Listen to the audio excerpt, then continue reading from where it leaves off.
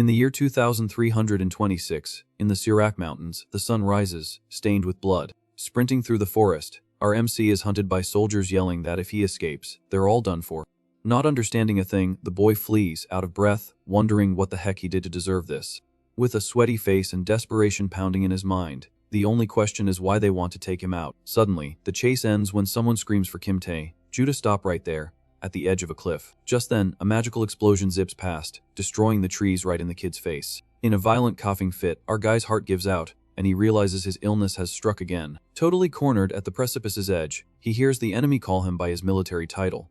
Slowly, the boy listens to the officer mock him, asking if he really thought he could get away without having another seizure. With a sadistic smile, the platoon leader, Jang In-dong, reminds him that our guy is just a piece of trash rejected by Mana, who already has one foot in the grave. From above, the entire platoon surrounds our boy, confirming that the hunt has finally come to an end. Panicked and with nowhere to run, Tae-ju begs for an explanation, wanting to know the reason for this cowardly act. After a mocking laugh, the villain spits in the kid's face, saying that a reject is trash and should have been gone a long time ago. With his sword in hand, the leader asks why our guy insisted on living until 29 just to annoy Her Excellency. Then, it clicks, and our boy realizes who the scumbag is talking about, mentioning the name Hondamitsu. Annoyed by the lack of respect, the officer tells him to watch his mouth, as the woman is still his stepmother and superior. Without wasting any more time, the soldier charges forward and delivers a lethal sword strike against our MC. With wide eyes, the boy sees the blade coming as the villain tells him to just drop dead already. Swiftly, the slash hits its mark, sending blood flying everywhere. With the brutal impact, our boy's body is thrown and plummets straight to the bottom of the abyss. Right after the blow, the coward declares that the family lands will now go to the stepmother's children.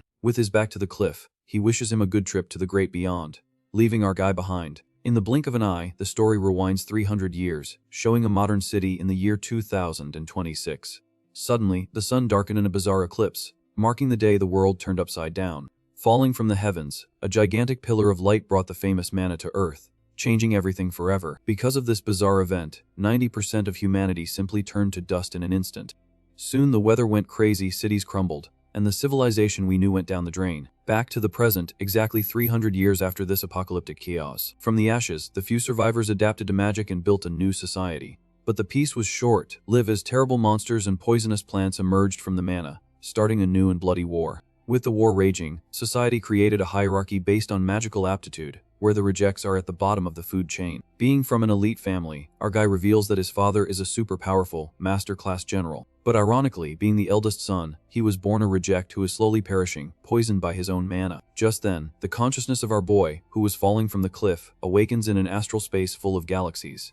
Suddenly, the kid hears an old man complain that he tried to become immortal, but ended up in a place that mixes his home with a bizarre world. Staring the boy down, a white-haired old man bluntly asks if he has any idea where they are. Checking his own body, our MC sees the sword wound in his back and is shocked. Completely confused, he mutters to himself, unable to believe he's still alive after that fatal fall. Approaching slowly, the old man floats in this empty space, radiating an aura of respect. Demanding attention, the mysterious man tells the boy to get up and show his face properly. With a huge shock, the old man's eyes suddenly go wide as he focuses on the kid's features. In truth, the old man is none other than Tang Gun, the feared poison demon and leader of the Tang clan, famous for being the absolute master of hidden weapons and the deadliest toxins in the martial world. During a brutal war where a demonic cult tried to destroy the entire world, this guy was the last line of defense. Full of power, the poison demon fought against the forces of evil with overwhelming energy. Capable of melting the enemy leader into toxic sludge, he dominated the entire Murim and, incredibly, possesses the same soul as our boy. Spending his final years meditating in the mountains,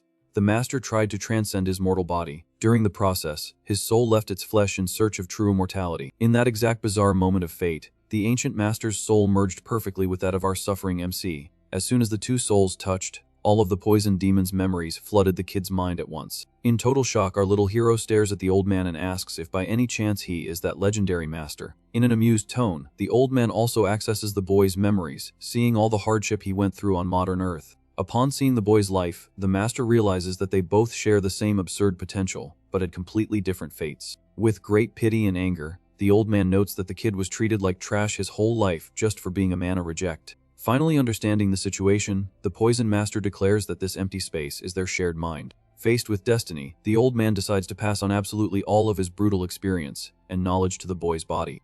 In a very serious tone, he guarantees that if the kid trains hard with these new techniques, the tables will turn. His eyes shining with hope, our MC hears the promise that he too will become the supreme ruler of his own world. Suddenly, a blinding flash explodes in their shared mind, sealing the complete fusion of their two lives.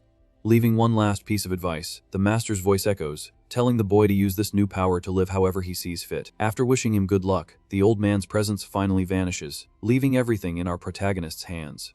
Back in the real world, the kid murmurs the master's name, opening his eyes with his face covered in blood in the middle of the dark forest. Getting up with difficulty, he realizes it wasn't a hallucination, as all the absurd martial knowledge is still fresh in his head. Feeling the pain in his body, the boy clenches his blood-soaked hands, trying to stay conscious.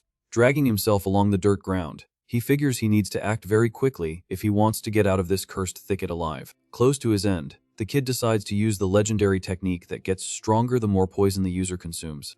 By sheer luck, he notices the ground around him is covered with the most dangerous poisonous herbs in the region. Without a second thought, the madman grabs a handful of toxic weeds and shoves it straight into his mouth, chewing forcefully. Down the hatch, he endures the pain, focused only on the absurd will to keep breathing. In a quick trance, the plan is to convert all that fatal poison into pure martial energy within his broken body. Pushing the technique to its limit, a green aura explodes, finally breaking the invisible chains that held him as a rejected piece of trash. With his eyes glowing a sinister green, our MC vows he will survive and return the pain tenfold, starting with that scumbag captain. Meanwhile, not too far away, soldiers sweep the forest with flashlights, wanting to confirm if the target really kicked the bucket. Through the dark undergrowth, the troop advances cautiously, finding no sign of the crushed body. Suddenly, one of the goons stutters in fear as he shines his light into the darkness and finds our boy alive and kicking. With flashlights pointed, the soldiers back away, frightened, questioning how it's possible for him to still be alive. Noticing the different aura, the goon sees that the kid's vibe has suddenly changed. Faced with the bizarre scene, they wonder if it's a mana reaction, since our MC is building energy through poison. Nervous, the captain shouts, questioning how a reject could do that, and orders them to take him out before he becomes a nuisance. Suddenly, the poisonous aura explodes, completely shattering the invisible chains that bound the boy. Slowly opening his eyes, our MC glares at his enemies with a deadly look. In a swift move, he pulls out a knife coated in dark energy. Focused on revenge, the kid's expression glows with bloodlust. Suddenly, he dashes forward with absurd speed towards the squad, cutting through the wind. Surprised by the advance, the soldier's eyes widen with no time to react. Looking at his own hands, the kid marvels at the fact that he finally has internal energy coursing through his body. Clenching his fists, he feels the real weight of this new power. Ready for retaliation, the boy says he can now return the favor to all of them, in kind. Calmly, he greets Lieutenant Zhang, saying it's great to see him again. Full of scorn, the villain laughs and asks where all this confidence is coming from, since our guy doesn't even have an awakening tattoo. Ignoring the taunt, the kid just mutters thoughtfully about this call awakening. In the current system, those who awaken their mana get a mark on their face indicating their power rank, from user to master. Since Lieutenant Zhang Indong is just an initiate level, he would be the equivalent of a third-rate warrior in the martial arts of the past. Aware of the enemy's low level, our MC warns that his strength isn't all that, which makes the coward absolutely furious. Drawing his sword, the captain prepares for combat, shouting insults. Covered in a greenish energy, our boy warns that he's going to pay back everything they did to him. Mocking him, the officer asks if the kid hit his head on the way down the cliff. Furious at the audacity, the lieutenant orders everyone to attack at once, vowing to finish the boy off for sure this time. Preparing his stance, the protagonist notices his mind is strangely calm for a first real battle. Thanks to Tang Gun, a kike's memories, he feels the confidence of a war veteran running through his veins.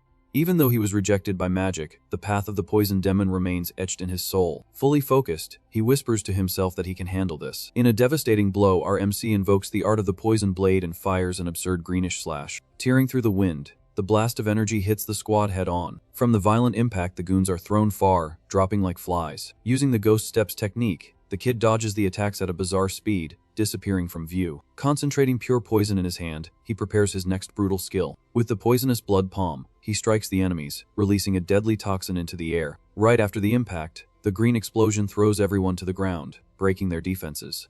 Desperate in the smoke, one of the soldiers screams for the commander, begging for help. Losing patience, the lieutenant pulls out a futuristic pistol and tells our MC to drop dead once and for all. Firing at the target, the weapon spits a blast of concentrated energy. However, the shot only grazes him, kicking up smoke without causing any real damage. Sliding across the battlefield, our boy appears unscathed, his eyes radiating power. Cold as ice, he bluntly states that the attack was too slow. Taking a heavy step back, the lieutenant finally feels the true weight of the danger. On the forest floor, the goons start coughing in agony, asking what the heck was injected into them. Walking calmly, our MC explains that even the awakened suffer just the same when it comes to poison. In complete shock, the captain questions how someone without a tattoo can use advanced combat skills. Mocking the question, the boy comments that Master Tang would be offended and asks how it feels to be on the receiving end of a beatdown.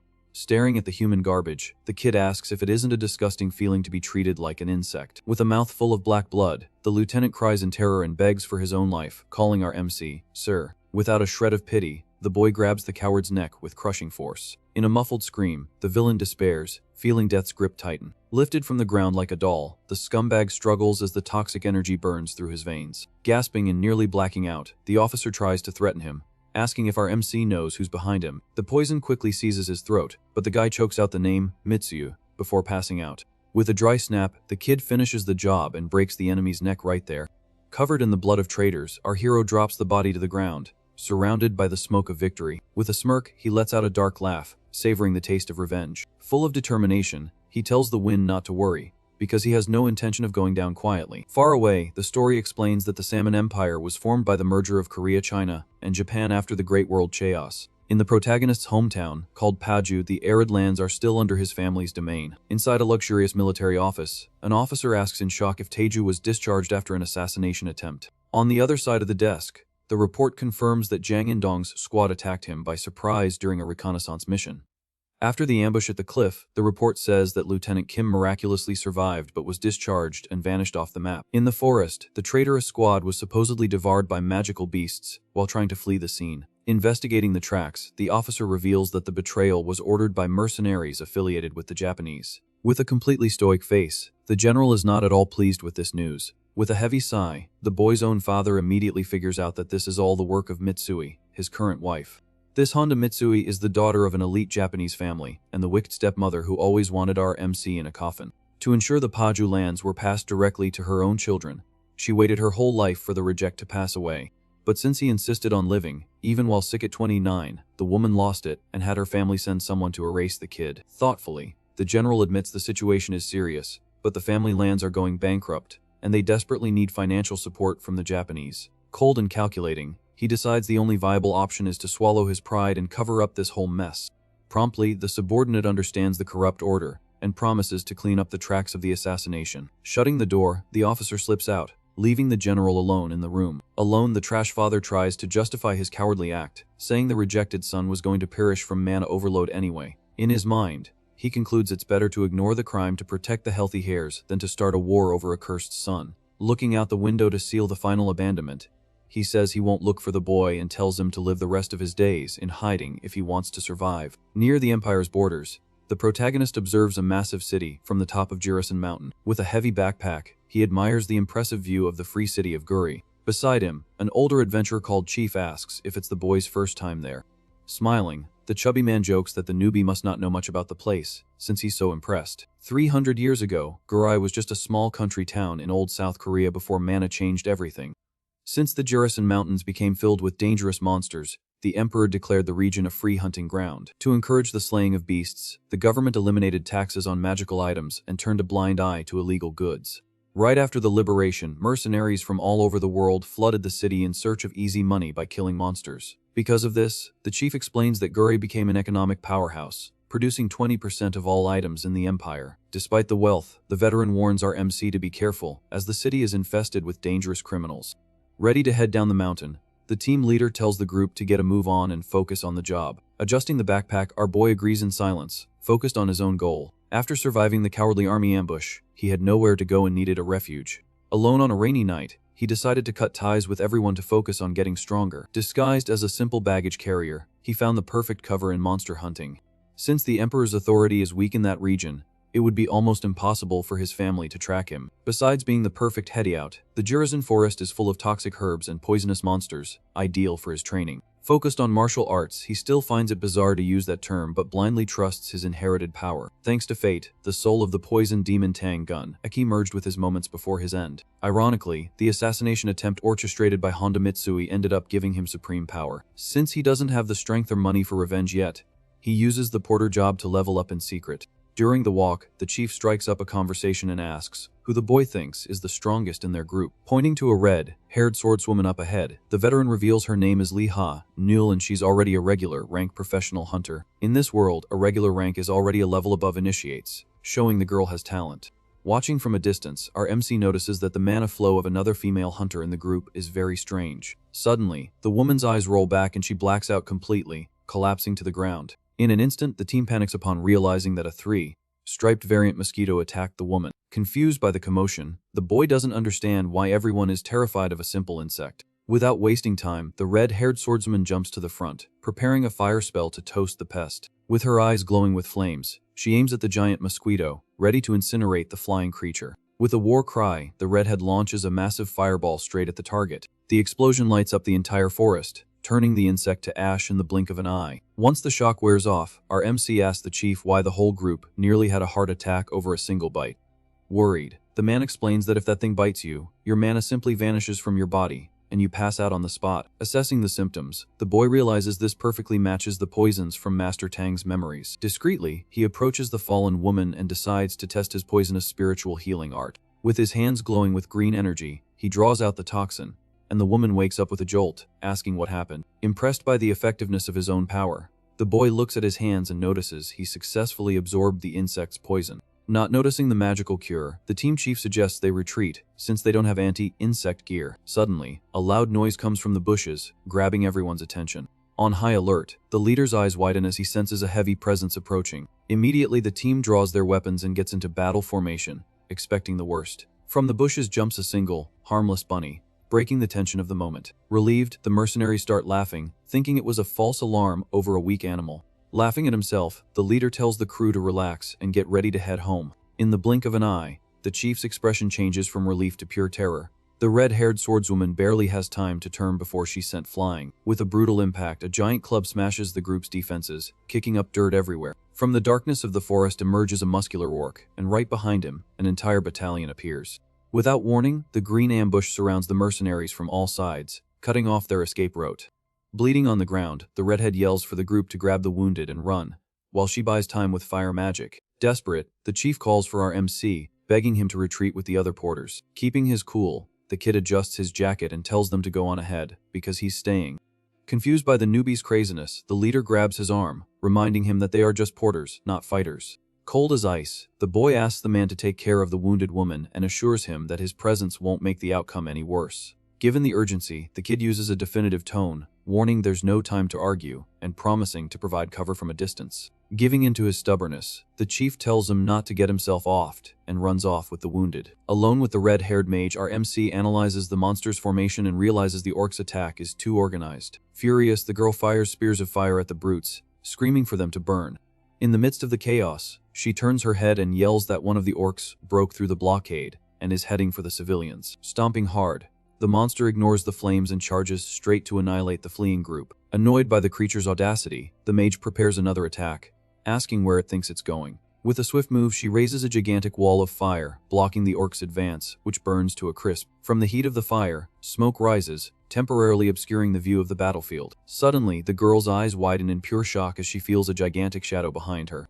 Out of nowhere, our MC screams with all his might, telling the raidhead to get down immediately. A second orc emerges from the smoke, ready to bring its lethal axe down on the defenseless mage's head. Far away and out of normal time, the story cuts to the immortal realm floating in the clouds.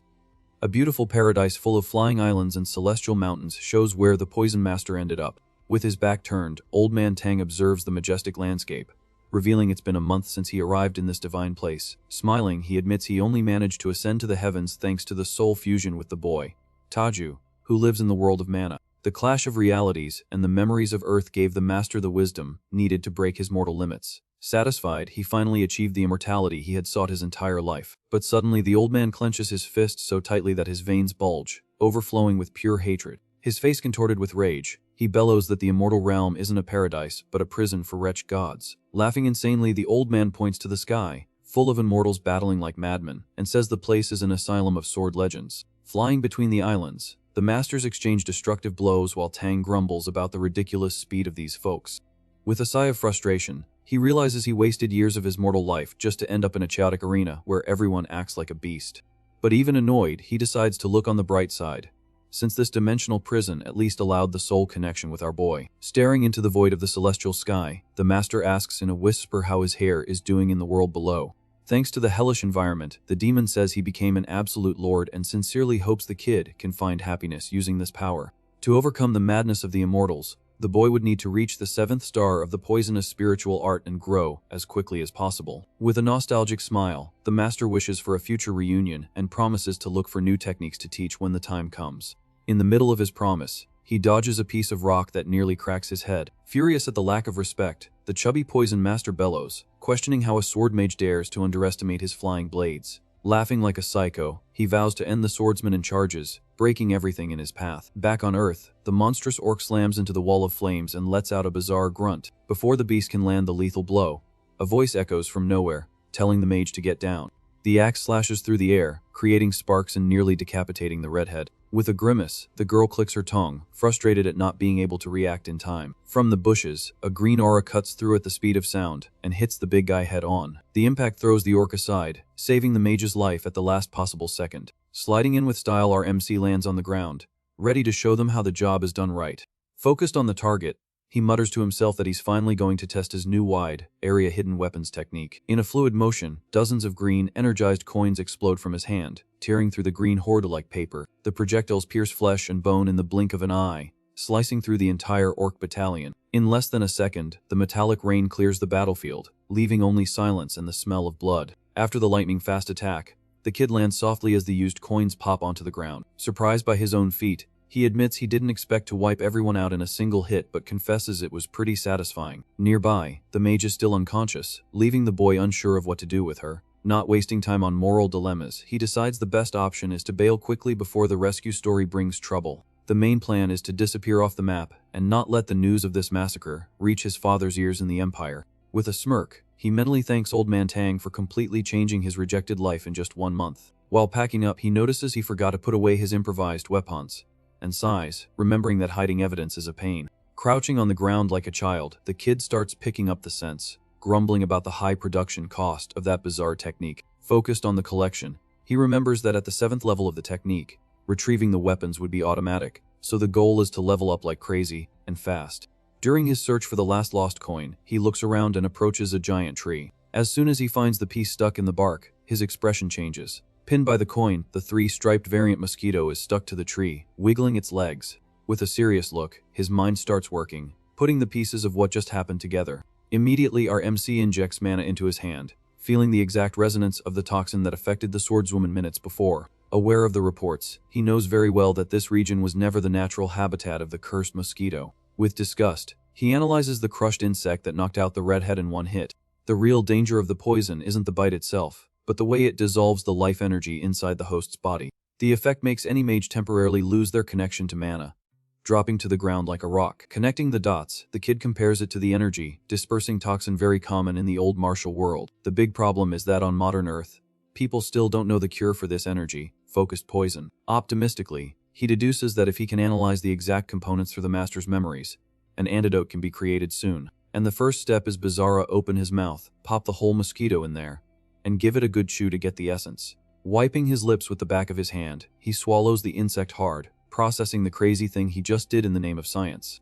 In a few seconds, his brain processes the taste, and he confirms that the chemical components are identical to those from the other world. Licking his lips, our MC gives a calculating smile, knowing he just needs to gather some herbs nearby to make the cure. He plans to test the recipe as soon as he gets back to camp, smelling pure profit. However, the moment of peace dies as soon as he feels a weird vibration shaking the ground. Startled, his eyes widen, alerted by the bizarre aura coming from behind him. From the darkness of the trees, a monstrous orc with runic tattoos reveals itself, breaking through the thicket. Unlike the common ones, this giant elite has eyes glowing blood, red, and gutturally commands a human to perish. From its colossal size and strange ability to speak, the kid knows he's not dealing with just any forest creature. Aware of mercenary rumors, he recognizes the monster as an extremely rare and dangerous awakened elite. Completely tense, he wonders what madness is happening in the mountains for this many anomalies to sprout out of nowhere. Roaring with fury, the abomination attacks, bringing its axe down with overwhelming force. The monster quickly focuses on its target, preparing a clean strike.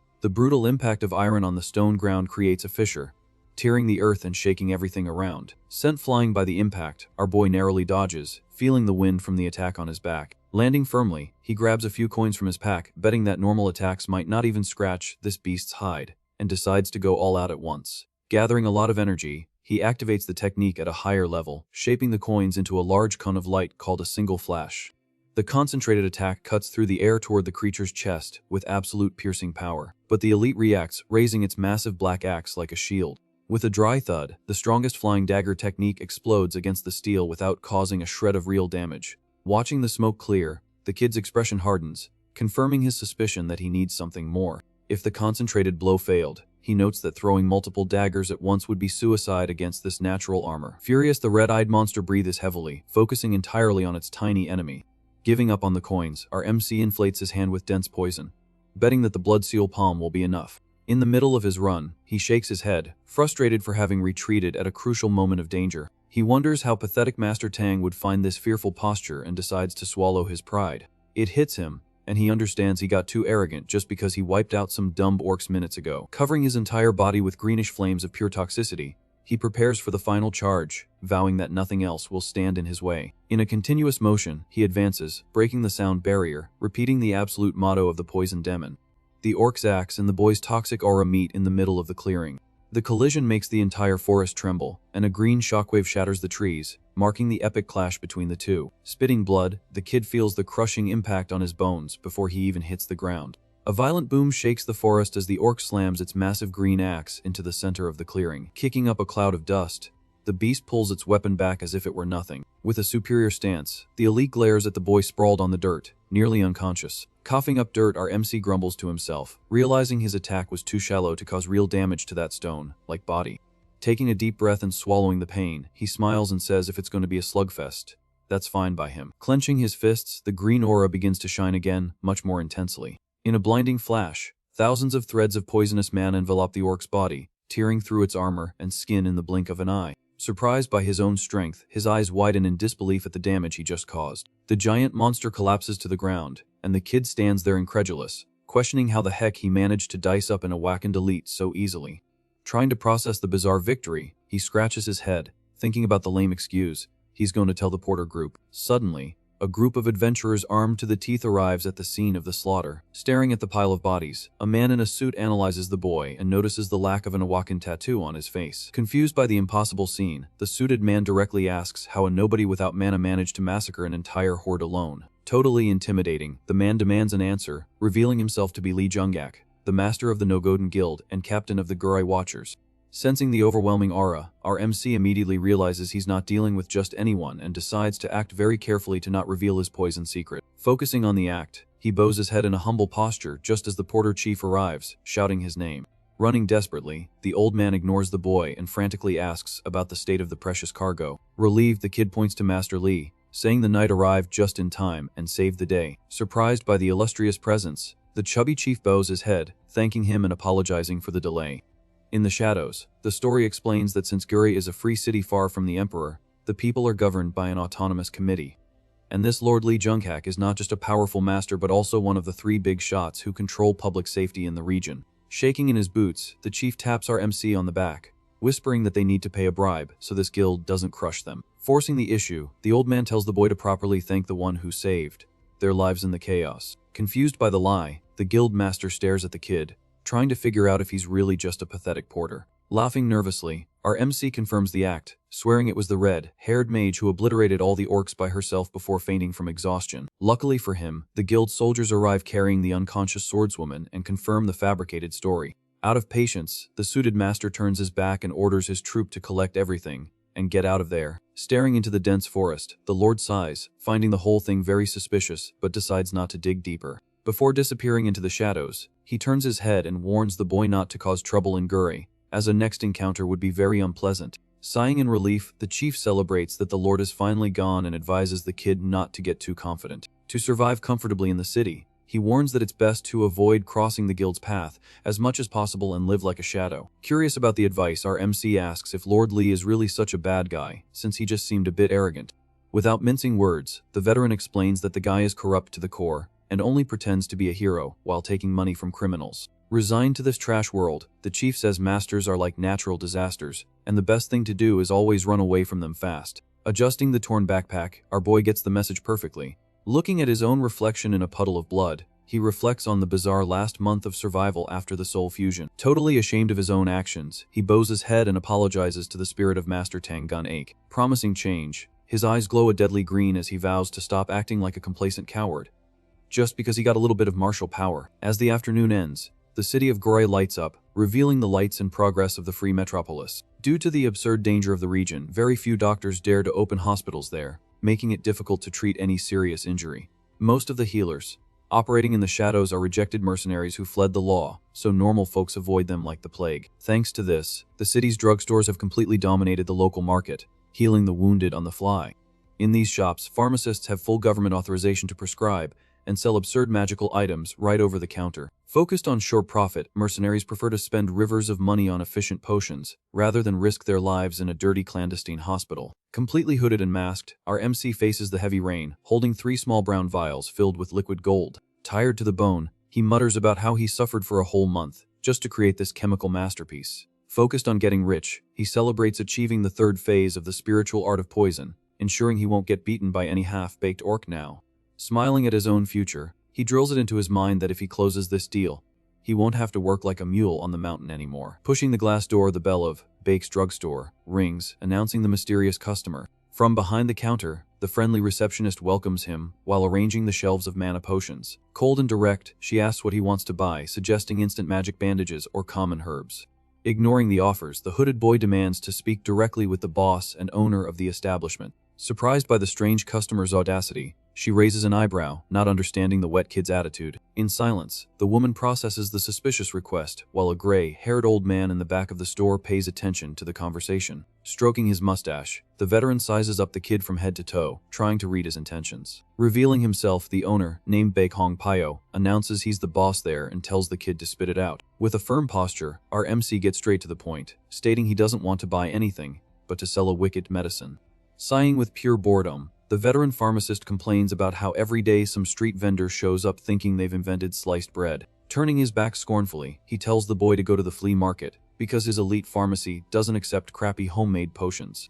Without blinking, the kid pulls out the brown vial and slams it on the counter, telling the old man to focus. Annoyed by the audacity, the owner turns quickly and repeats that he's not interested in buying suspicious junk from strangers. Ignoring the scolding, our MC calmly announces that the little bottle contains the pure antidote for the 3-striped mosquito bite. Instantly, the entire store freezes, and the old man's mustache trembles in pure shock. Staring at the dark glass bottle, the old man knows perfectly well that there is no cure for it anywhere in the entire empire. With a perfect commercial tone, the kid instructs that the medicine should be taken in advance, acting like a protective vaccine. Twirling the vial in his fingers, he warns that the effect lasts for exactly 10 hours, allowing hunters to explore the nests without fear. Suddenly, the owner's face changes, and he presses his forehead, exploding with pure anger and frustration. Yelling, the old man calls the boy an insolent brat, telling him to come up with a more believable scam next time. Maintaining a heavenly peace, our MC pulls out 2 more vials and lines them up perfectly in front of the terrified attendant.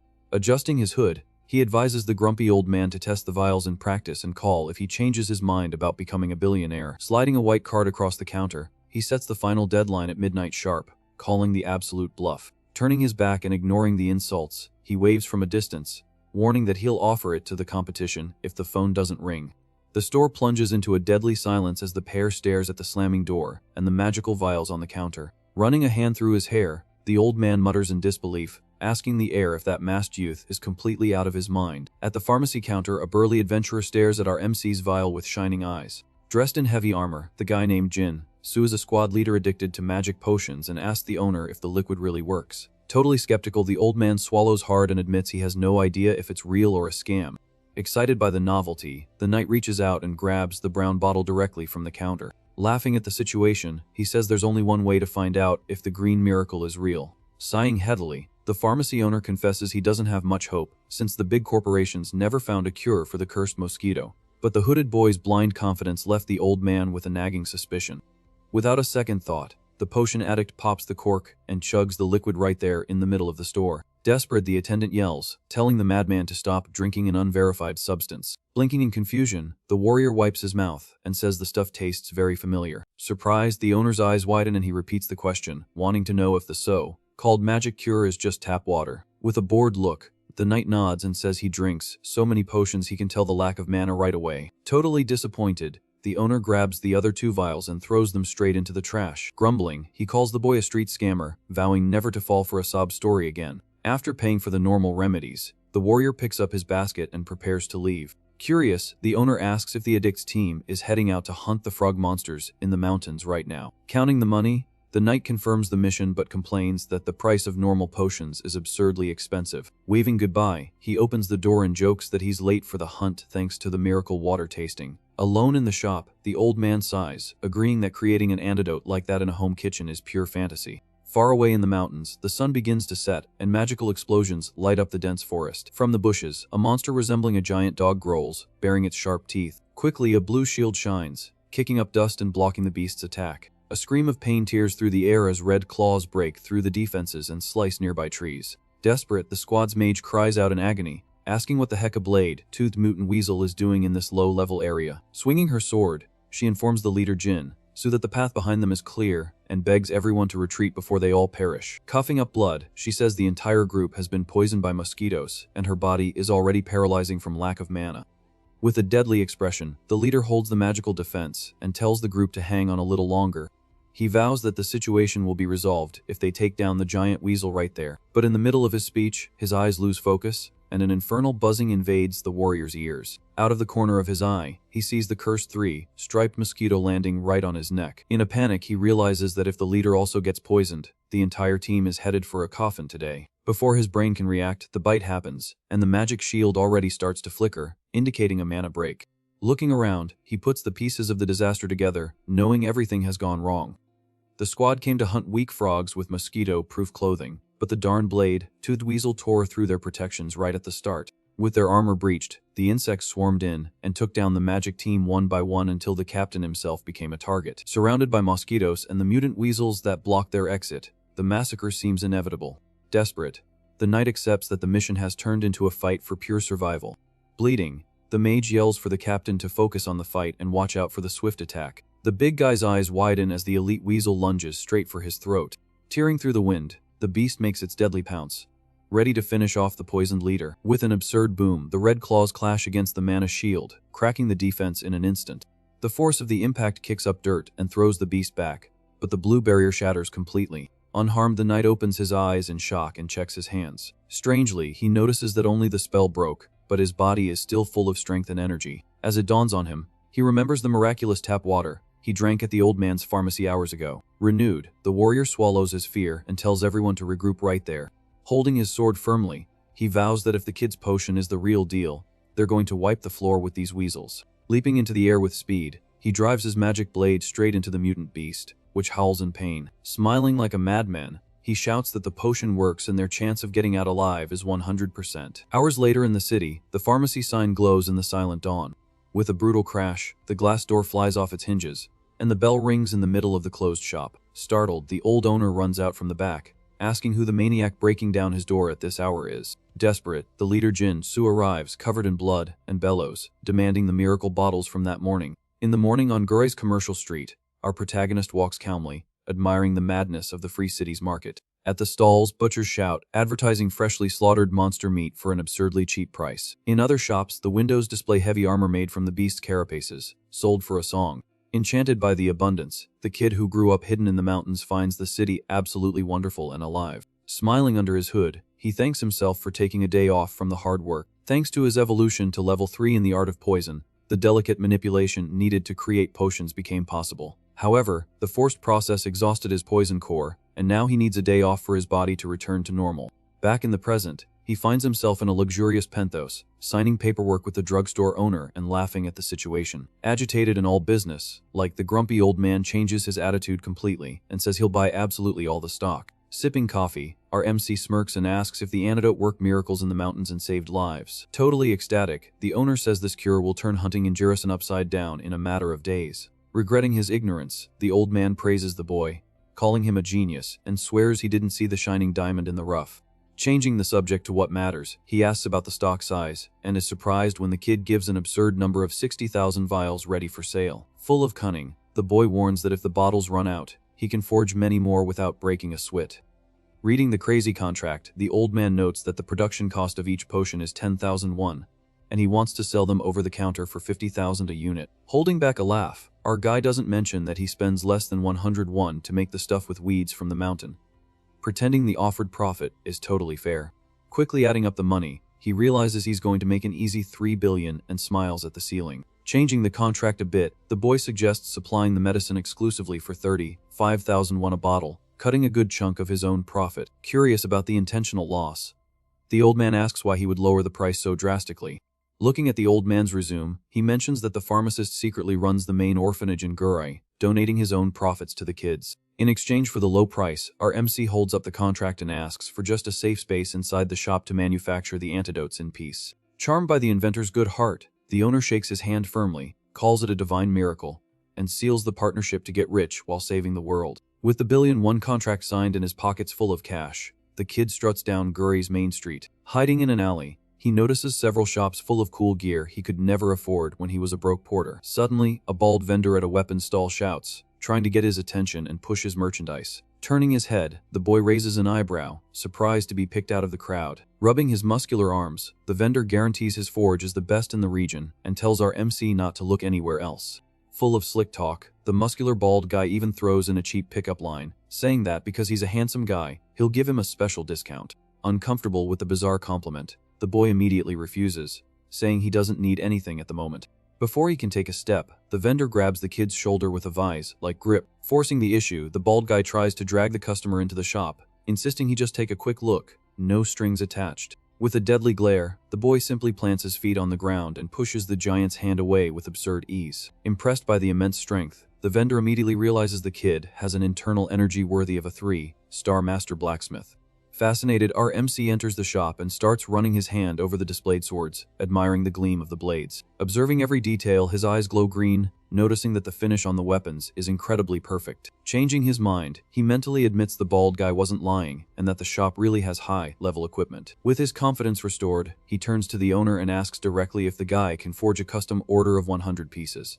Handing a drawing over the counter, the boy asks for daggers in the shape of willow leaves, a type of weapon extremely rare in the current empire. Analyzing the paper, the blacksmith frowns, noting that the blades are too small for normal combat use. Smiling, our MC asks if the order is impossible. Pounding his chest, the bald guy says it's a piece of cake but warns that the base material needs to be mana steel to cause damage, and he's low on stock. Calculating the cost in his head, he estimates a price of 250 million won, considering the rare material and labor. Swallowing hard, the kid accepts the $1 million price on the spot, realizing that Master Tang's techniques burn through money at an absurd speed. Sealing the deal, our MC gives the delivery address and leaves the shop with the order secured. On the street, he crosses the daggers off his list and mutters that the next priority is to find armor that can withstand an orca's punch. In the memories of the martial world, Master Tang wore long robes full of hidden pockets, perfect for storing potions and weapons. But wearing a historical robe in the middle of a modern city, he admits he'd look like a crazy cosplayer, drawing too much attention. Looking at the shop windows, he wonders where he'll find a modern piece of clothing that can hide all this lethal junk. Out of the corner of his eye, he notices a chick mannequin in a luxury boutique across the street. A saleswoman with fox ears hands out flyers at the door, advertising a new collection of coats made entirely from monster hides. Noticing a stylish long overcoat, he realizes the internal pockets are perfect for hiding his poison vials. Smiling at the mannequin, the boy nods to himself, praising the piece's good taste and practical design. Entering the boutique, the boy finds the place empty except for the red-haired swordswoman arguing with a suited manager. Recognizing the woman from the massacre, he thinks about turning back to avoid trouble and having his identity leaked. Immediately, the redhead turns her head and calls his name in front of everyone, stopping his escape. Cornered by the manager, she approaches the kid and explains that she tried to take credit for the orc's demise because the guild started asking dangerous questions. Full of guilt, the mage admits she only fainted from exhaustion after the boy himself had already cleared the battlefield. Sincerely, she says that even though she took the glory, she wouldn't forget who really saved her, and thanks him from the bottom of her soul. Grateful for her discretion, the boy nods, not quite sure how to react to such honesty. Embarrassed, he cuts the conversation short, saying the redhead should calm down because he only attacked the orcs to test his own poison, not out of heroism. Sighing, he questions if he really deserves all this gratitude since he saved her life almost by accident. Right in the middle of the heavy atmosphere, the boutique manager claps her hands, yelling at the red-haired mage for the delay. Completely terrified, the woman apologizes to her boss, stuttering her name. With her head bowed, the redhead tries to beg for the rich, spoiled customer's patience. Suddenly, the mage bows her head to the customer and says that unfortunately, she won't be able to sell the special overcoat she chose. Confused by the whole mess, the boy recognizes the long overcoat from the window and focuses his gaze on the argument. Furious, the manager yells, saying that the customer already had her measurements taken for the leather coat and asks what kind of joke this is, canceling the sale out of nowhere. Trying to stay calm, the red-haired mage explains that the coat was the most valuable item in her inventory. Unfazed, the spoiled customer crosses her arms and asks in a threatening tone the reason for the sudden change. Placing her hand on the saleswoman's face, the manager tells her to shut up and sell the coat, one way or another. Giving up on the humiliation, the customer turns her back and says she's tired of the drama, leaving the boutique immediately. The manager tears her hair out, screaming at the mage as the socialite disappears through the door, asking if she's lost her mind.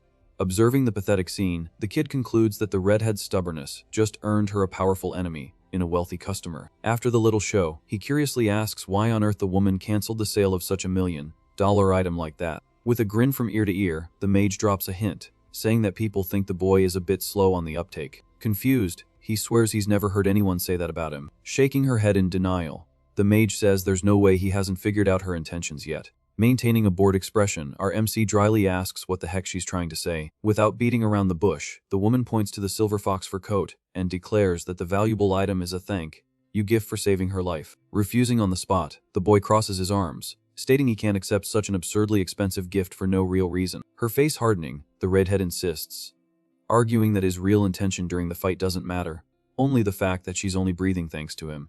In an almost melancholic tone, she says she'd rather give her most valuable material possession now before one of them ends up perishing foolishly in the mountains, just like her old boyfriend. With wide eyes, our MC finally understands the weight of the gift, remembering that he spent his whole life only receiving criticism and insults from his useless family. Used to contempt, he remembers his stepmother and siblings always laughing at his illness. But now, feeling the warmth of a stranger's sincere gratitude, he lets out a small smile. Breaking the ice, he finally lets his guard down and accepts the mage's gift. Very excited, the redhead claps her hands happily and tells him to go get measured quickly before he changes his mind.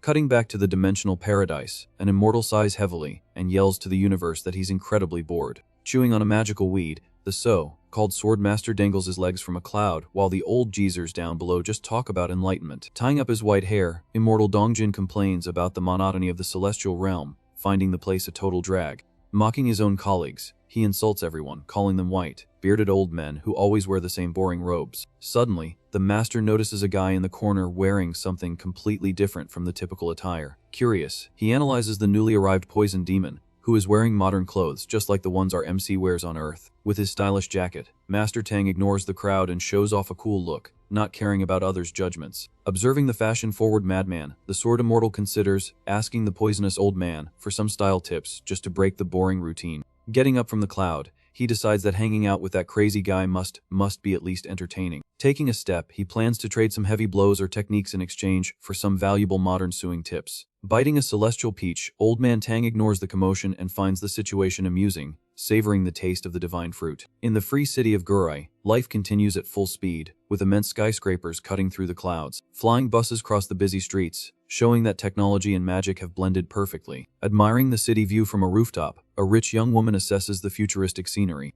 She finds the architecture exaggerated, but her assistant beside her notes that this is the noble district, where only the elite can set foot. The secretary explains that the normal borders were destroyed by orcs, forcing all of Guri's money to concentrate in the expensive high-rise buildings. Disgusted by the inequality, the young blonde, Zhang Yaonhe, a military cadet and wealthy heiress, criticizes the powerful who hide there while the common folk suffer.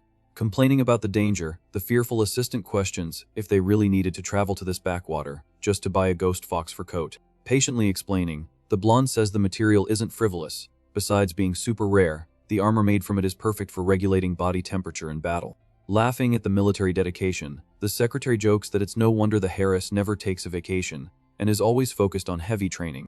Taking advantage of the moment, the employee smiles and asks if she can spend a little of the blonde's grandfather's infinite money. The flying bus pulls up to the luxurious stop, and the doors open with a mechanical hiss. With a firm step, designer shoes touch the concrete, marking the arrival of the magnates in Guri.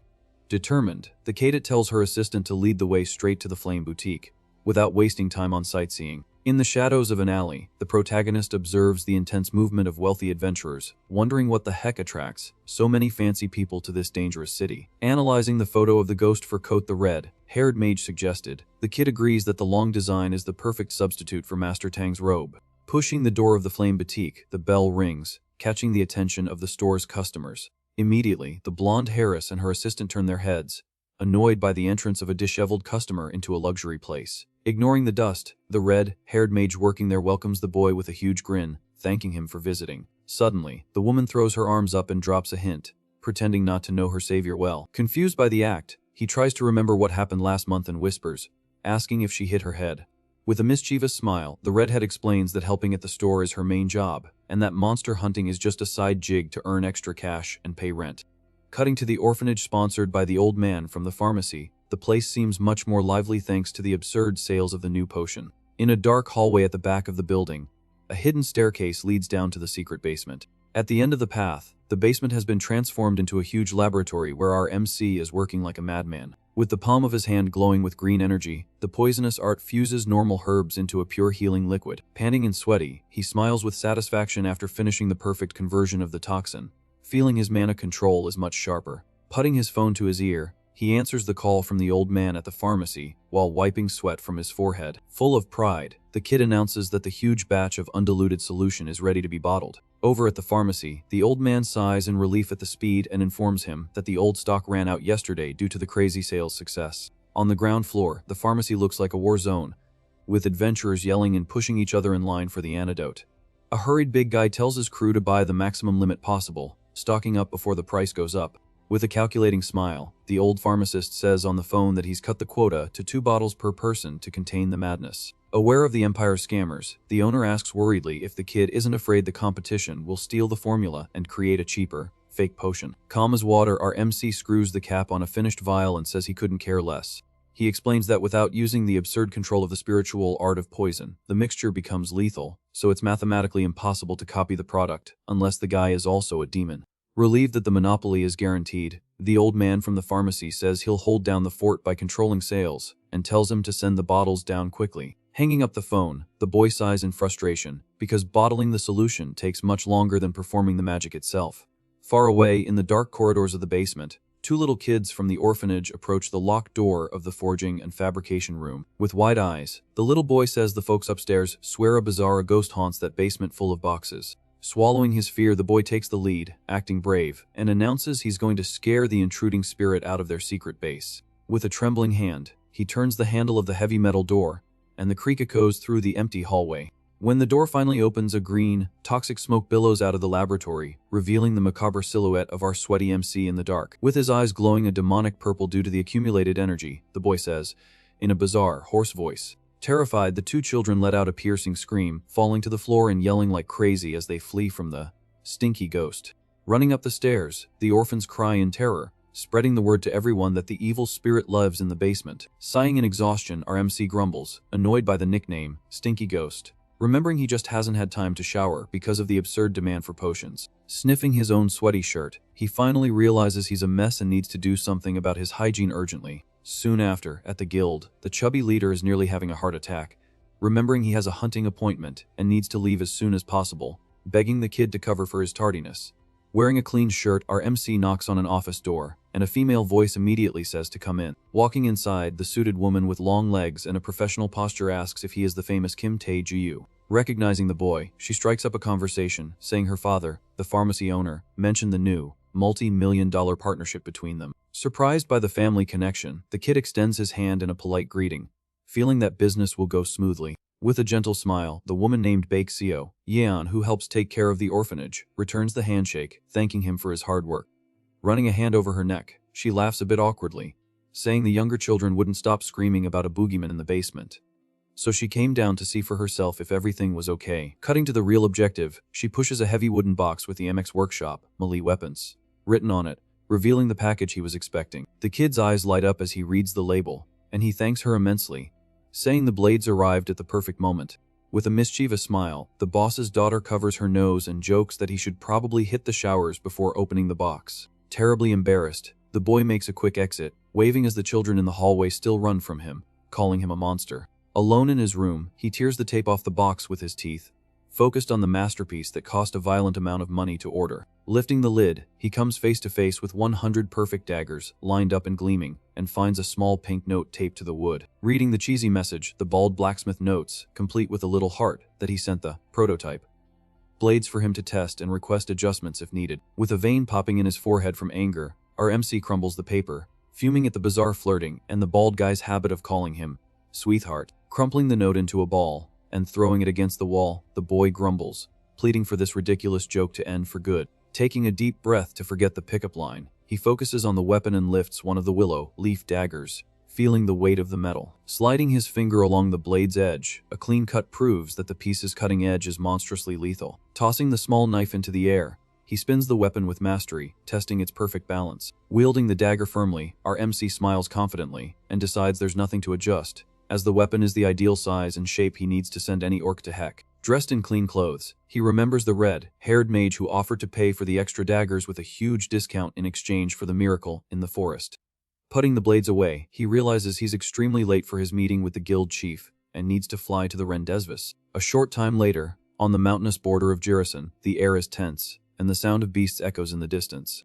At a temporary military camp, armed soldiers sweep the terrain, preparing for the next slaughter in the infested area. Walking calmly with his hands in his pockets, the kid calls out to Chief O from a distance, announcing his arrival. Relieved, the chubby leader raises his arm and shouts, thanking the boy for not letting the group down on such an important day. With a firm handshake, our MC turns on the charm and says the honor is all his, promising to focus 1000% on the lethal hunt that's about to begin. Smiling gently, the boy says it was nothing, and that he's always ready to help the guild. Suddenly, a jerk with an angry face taps the sheath of his sword against his leg and curses at our MC, telling him to bow and apologize. With a ridiculous ponytail, the initiate rank mercenary Jang Won-jun complains about their socializing and tells them to focus on the job. Walking past the primped-up guy, our MC calmly warns him that he's crossing a dangerous line, reminding him that he arrived on time and has no reason to apologize to a nobody. Furious at the response, the initiate half draws his sword and threatens to cut the useless porter's face right there, a guy with no mana tattoo.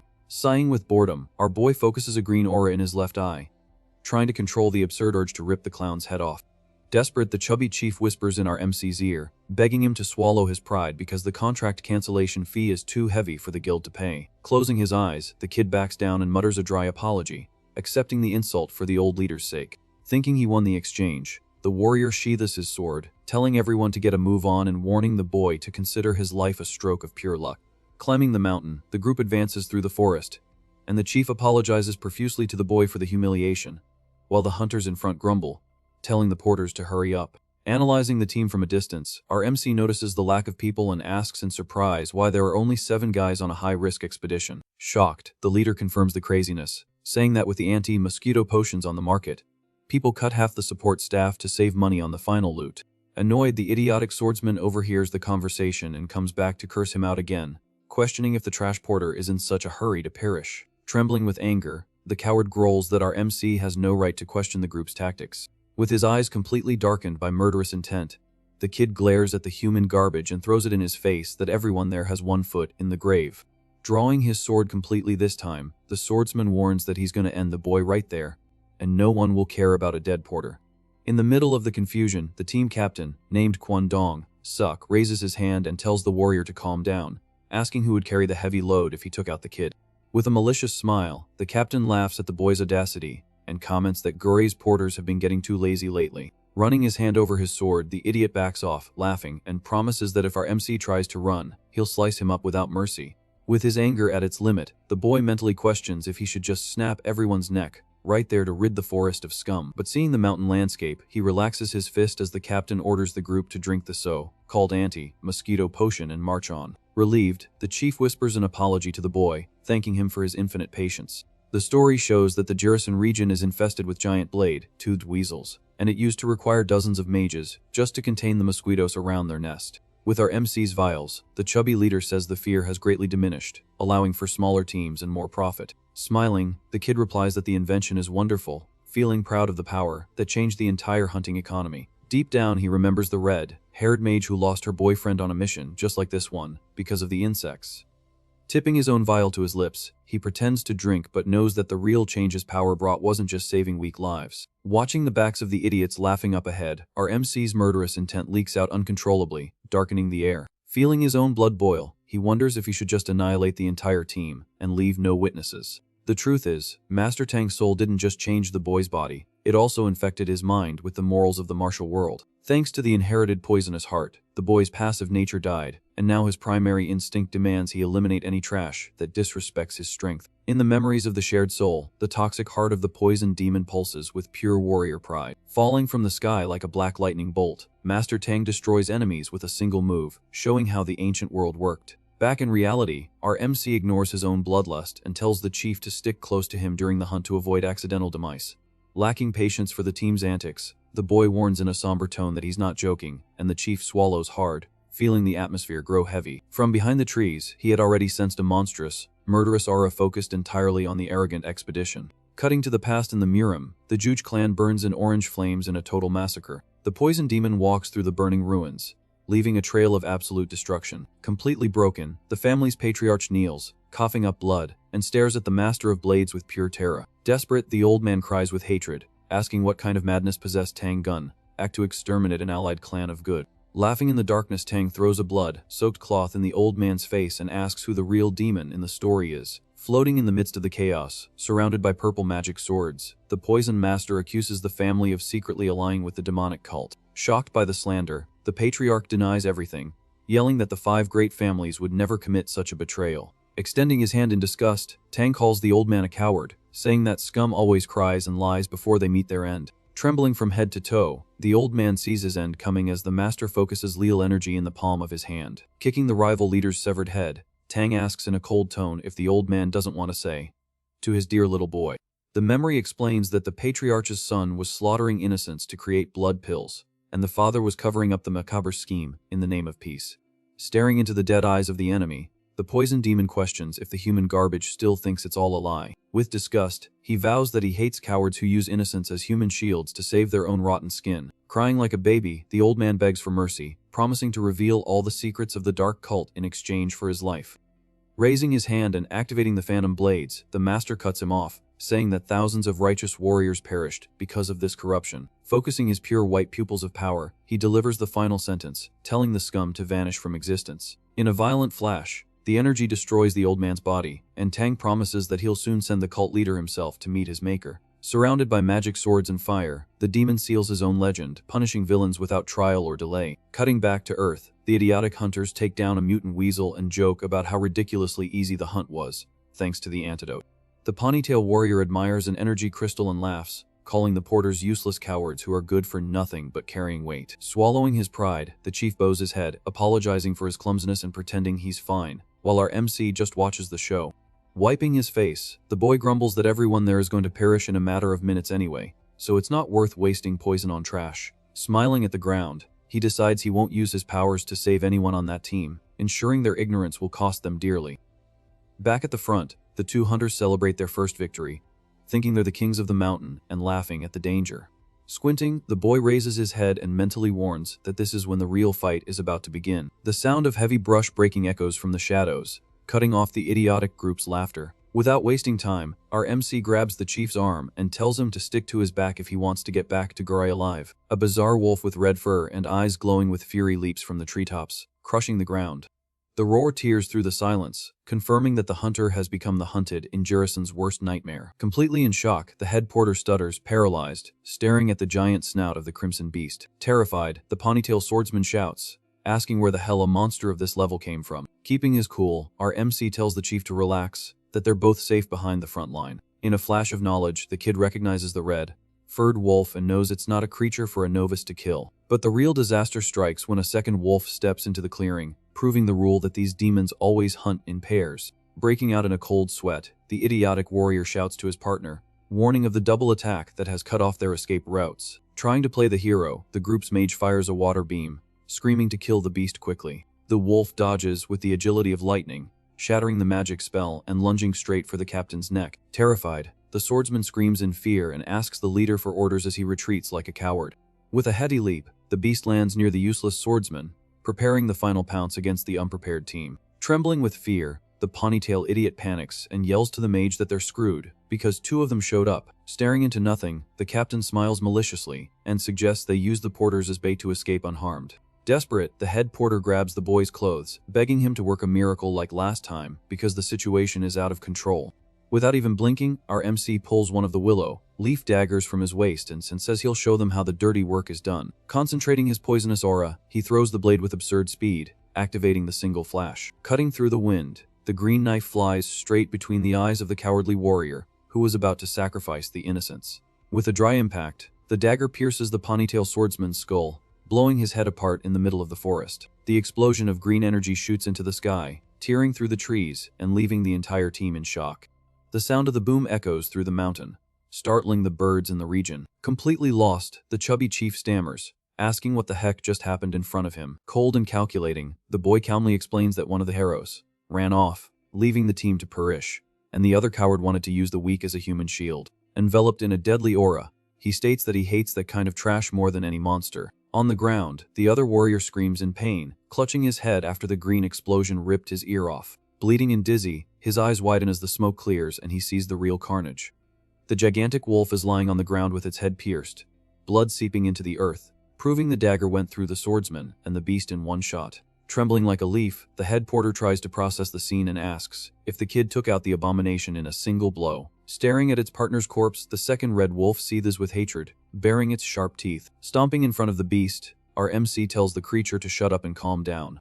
Overflowing with dark energy, the boy warns the monster that he's having a very bad day, and if it takes one more step, it'll become a rug. Turning his face to the earless hunter, the kid asks if he always acts like a rat on missions. He bluntly questions if it's routine for that group to throw the weaker members to the wolves to save their own skins when the tables turn. Desperate, the crazed warrior shouts, trying to justify himself, saying it's the law of the jungle and that the weak must perish for the strong to survive. With narrowed eyes, the boy absorbs the pathetic excuse and smiles. Agreeing with the guy's rotten logic, our MC declares that then he'll love to get a taste of his own medicine.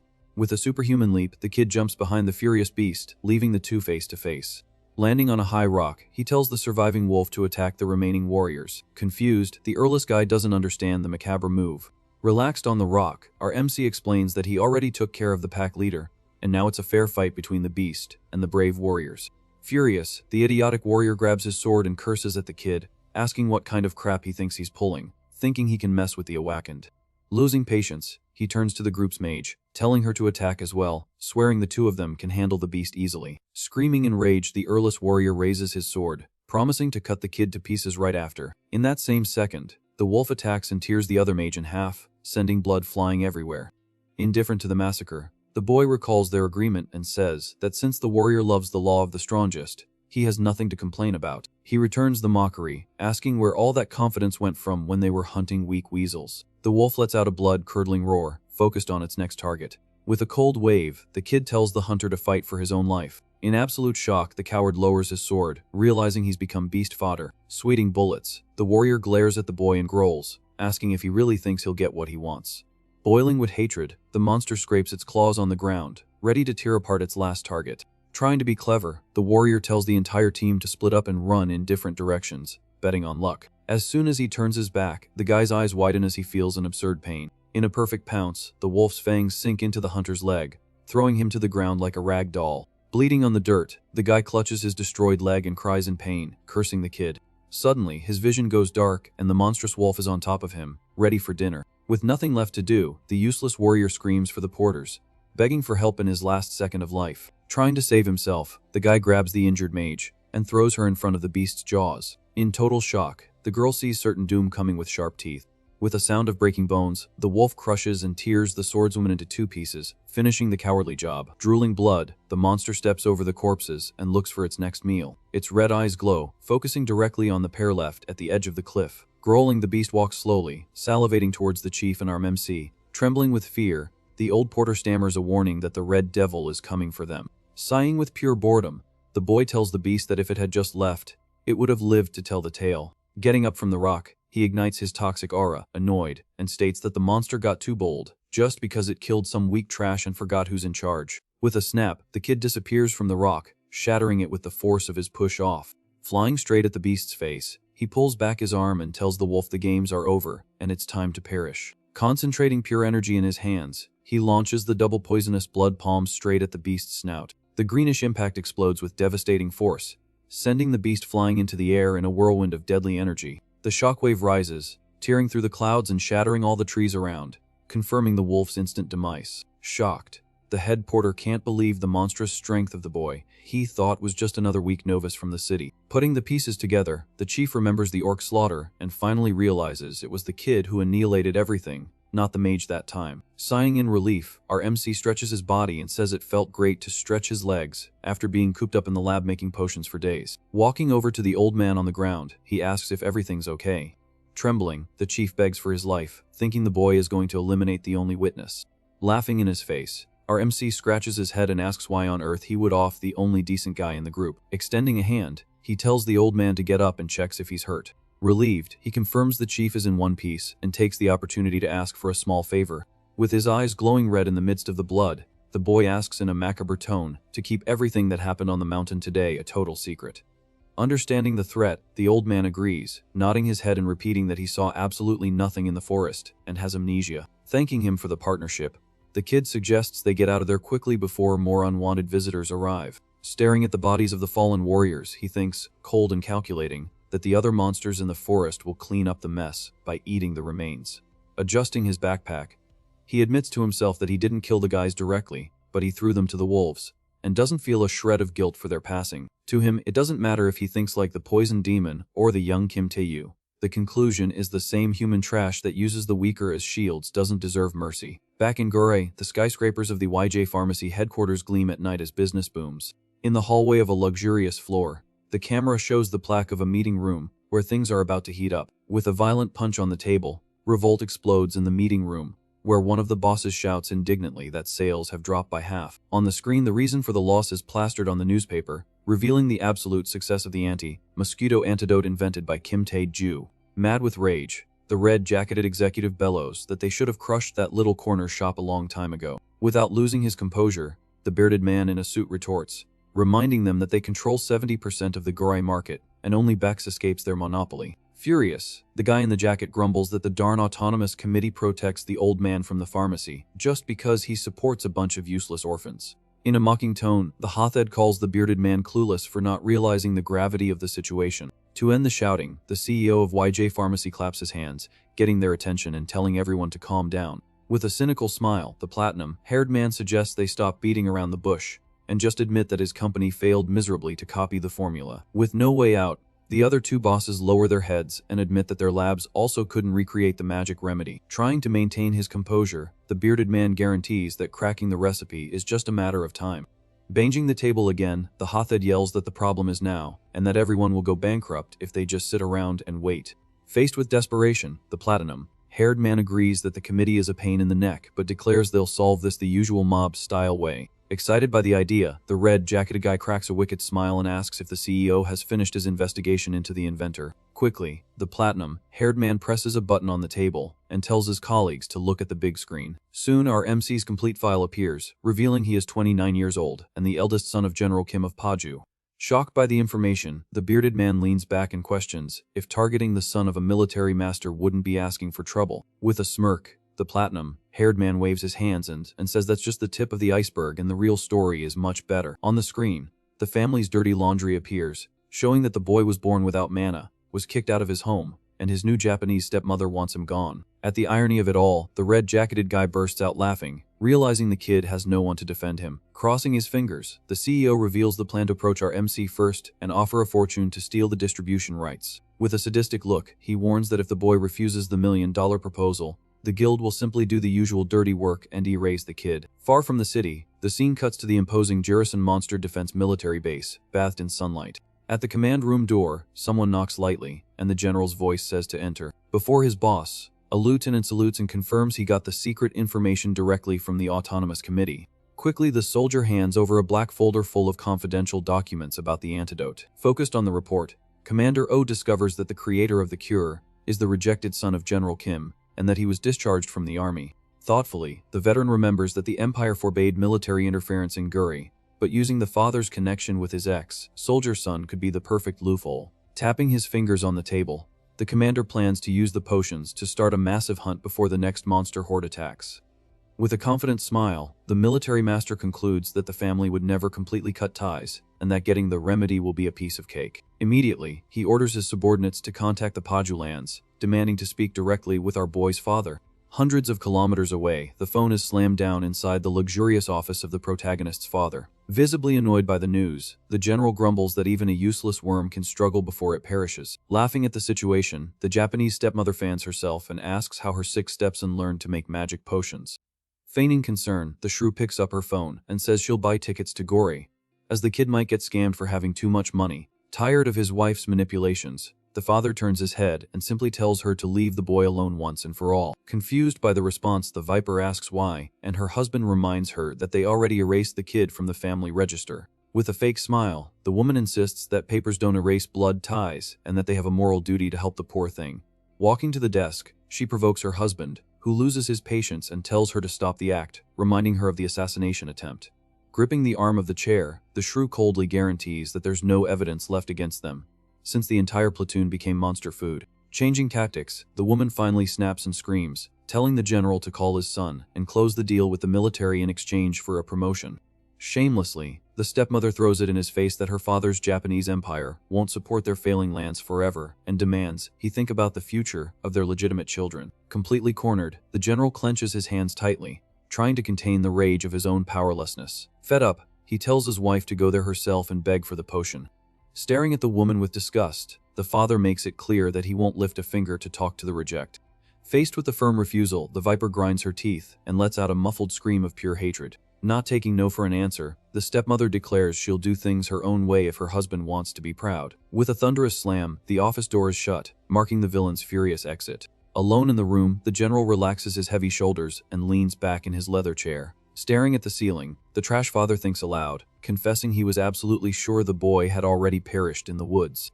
With a relieved sigh, the coward says he's happy to see his son enjoying the little life he has left. Far away, the bustling free city of Guri is teeming with commerce, with hunters spending fortunes on the streets.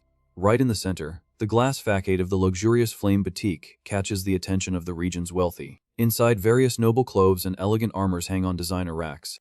In front of a giant mirror, our MC finally tries on the much-coveted overcoat made from monster hide. Impressed by the look, the red-haired mage working there breaks into a huge smile and compliments him, saying the piece fits like a glove. Feeling the fabric, the boy thanks her and acknowledges that the quality of the magical materials is truly on another level. Satisfied, he comments that the clothing is incredibly light, has temperature control, and the gray color is perfect for not drawing attention in the forest. Opening the side of the coat, he checks the countless secret pockets, and is amazed by the perfect space to store his poisons. Striking up a conversation, the redhead says she had the pockets added on purpose, as she noticed he uses many hidden weapons. Uncomfortable with the generosity, the kid tries to refuse the extremely expensive item, but the saleswoman stops him, stating the coat is just the fair price for her life. Worried, our MC remembers the previous commotion and says that accepting the gift took the coat from a rich customer and caused trouble for the store. To reassure the boy, the mage laughs and explains that she already tracked down an identical item and had it delivered directly to the blonde socialite's house. Breathing easier, our boy realizes the redhead took care of everything herself without asking for anything in return. Determined to repay her kindness, he points to an entire section of the store and tells her to wrap up all the children's coats on the shelf. Flashing a black card with a confident smile, he says he'll donate everything to the orphanage and also hit her sales target for the entire month. Totally moved by the hero's gesture, the saleswoman bows her head in thanks and rushes to the stockroom to wrap up the fortune. Behind the girl's back, he concludes that she is a very rare hunter with a truly good heart who deserves respect. Just then, the boutique's doorbell rings, announcing the arrival of new customers. In a flash, the kid turns and comes face to face with the platinum-haired CEO of YJ Pharmacy, who enters, saying he's been looking for the boy everywhere. The heavy steps of expensive shoes echo on the wooden floor, showing the guy isn't there to play games. Directly, the mob boss extends a luxury business card and formally introduces himself with a plastic smile on his face. Cold as ice, our MC just stares at the suited man's hand without moving a single muscle to take the card. To cover his embarrassment, the businessman retracts the card with a little chuckle, pretending to understand the distrust. Having no patience for games, the boy cuts through the act, demanding to know what the trash wants and how he found his location. Adjusting his tie, the platinum-haired man states that the guild knows absolutely everything in Guri and promises not to beat around the bush. Focused on the blackmail, the CEO changes his tone and asks for a little favor, demanding the boy provide the antidote formula to them as well. With a mocking smile on his face, the kid crosses his arms and bluntly asks if that's a request for a favor or a cheap threat. With a stern face, the mobster replies that for now, it's just a favor, but the protagonist's answer is a short and firm no. Intimidated, the boy turns his back while the businessman swears to pay triple the price and cover the fines, but our MC refuses, saying he won't throw his honor in the trash. Utterly desperate, the platinum-haired man offers 5 billion for the entire recipe, but the kid throws the bait back, asking if he would sell a gold mine for pocket change. Humiliated, the pharmacy boss grinds his teeth, feeling the anger rise to his head. Adjusting his posture, the suited man threatens that the boy's life in the city will become a living hell, but the kid just waves goodbye and tells him not to worry. Soon after, the red-haired mage approaches, curious about the visit, and the boy jokes, calling the millionaire mobster a simple street vendor. Outside, the suited man pulls out his phone, foaming with rage, and swears the stubborn brat will regret his choice. In a psychopathic tone, he answers the call and tells his goons to start the dirty work in the same cowardly way as always. Far away, the sun sets on a construction site on the outskirts of the city, where our MC's new mansion is being built. With a bang, papers and blueprints are slammed on the table, confirming the steady progress of the construction. Stepping onto the site with several fancy bags, the kid greets the construction chief, who asks in surprise what he's brought this time. Smiling, the boy explains that he bought expensive clothes for the workers' children as a way of thanking them for all their hard work. With tears in his eyes, the construction master hugs the gift and calls our MC a saint, promising to work even harder. Deeply moved, the old builder cries with gratitude, holding the new clothes tightly. Relieved to have chosen the right gift, the kid cracks a sincere smile and says he's happy with the reaction. Staring at the giant steel structure, he praises the accelerated pace of the work and thanks the team for their dedication. Remembering a previous conversation, the construction master asks if the boy has finally made a decision about the place's future. In a very serious tone, the protagonist confirms that the visit from the pharmacy mafia gave him exactly the certainty he needed to act. Startled by the news, the builder's eyes widen as he asks if the so-called businessman tried to hurt the boy in any way. Cool as a cucumber, the kid stretches his body and confesses that he was only threatened. But it served as a reminder of how the weak are crushed in this world. Determined to turn the tables, he makes his decision and announces that he will found his own pharmaceutical corporation, right there to head with the elite. Confidently, he asks the chief to take care of everything with the construction, as he needs to take an important and lengthy trip. Turning his back to the building, the boy explains that before starting the company, he needs to isolate himself to create an unprecedented and absurd potion. In the boy's mind, the story reveals the absolute technique of poisonous chaos, created by the legendary Master Tang. This divine martial art combines the 5 elements of nature, mixing water, fire, earth, wood, and metal into a pure and deadly energy. Through a mental pyramid, he reviews the 10 levels of power, knowing he needs to reach the 4th stage as quickly as possible. At the peak of this strength, the secret technique of the Rain of Infinite Blades can only be conjured by someone who reaches the final stage, awakening the true toxic spirit. Exactly as Old Man Tang did in the past, this bizarre power is capable of melting gods and demons until not even dust remains. In the midst of Jurisan Mountain, the spawning zone of demonic beasts exudes pure danger. Suddenly, a pillar of green energy explodes violently, tearing through the forest and breaking the region's silence. In the midst of combat, a giant mutant beast attacks with fury, but the boy nimbly dodges the fatal pounce. Cold and calculating, he focuses on the monster's movement, waiting for the perfect opening to counterattack. In the blink of an eye, the poisoned dagger pierces the beast's chest, spraying toxic energy everywhere. With a heavy thud, the leopard cat collapses and our MC retrieves his blade, unscathed.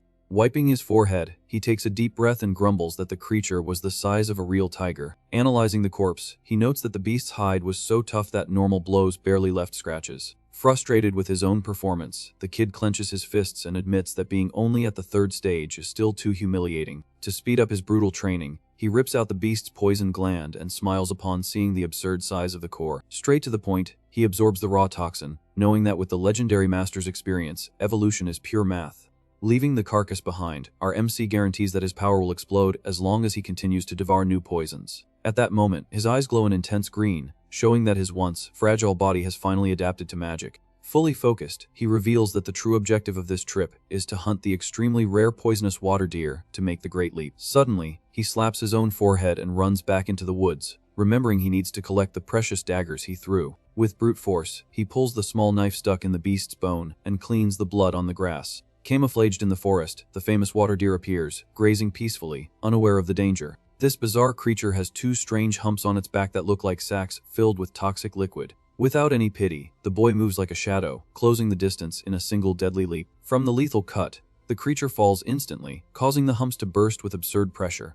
Immediately, a cloud of extremely poisonous purple spores spreads through the air, contaminating everything around. The entire clearing turns into a minefield, where even the leaves on the trees begin to melt. Protected by his own aura, the kid touches a deadly bubble and questions if this is the substance capable of melting even elite gas masks. Greedily, he begins to pull all that purple smoke into his body, refusing to waste such a rich material. A hurricane of pure toxicity envelops the protagonist, sucking up the lethal mist like a magical vacuum cleaner. Planting his feet firmly on the ground, he performs the hand seals of the spiritual art to control the chemical storm.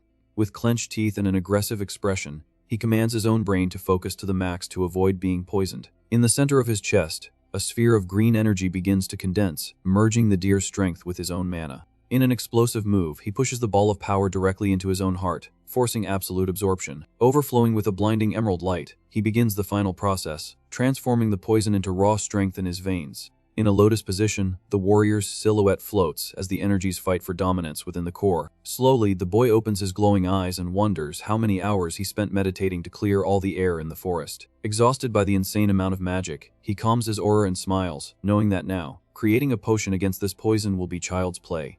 Comparing the current Earth with the old martial world, our MC notes that the variety of modern toxins is the perfect advantage for scaling his power. The image of a dark executioner cuts through his mind, serving as a violent reminder of the time when he was helpless trash. Through the memory of the beatings and humiliations from his own family, his anger boils, promising that no one will ever walk all over him again. Shaping the energy with perfection, the green aura flows through his hands like calm water. With a snap, the magic core finally stabilizes, and the boy celebrates his long-awaited evolution to the fourth stage of the technique. Collapsing to the ground from sheer exhaustion, he wipes his face and admits the process took much longer than planned. Kicking up dust, he adjusts his fancy coat as the last rays of sun illuminate the destruction around him. Observing the reddish horizon, the hero takes positive stock of his trip and confirms that he now knows the recipe for the new $1,000,000 remedy by heart. Adjusting the backpack, our MC takes the first step on the trail and decides it's time to return to civilization.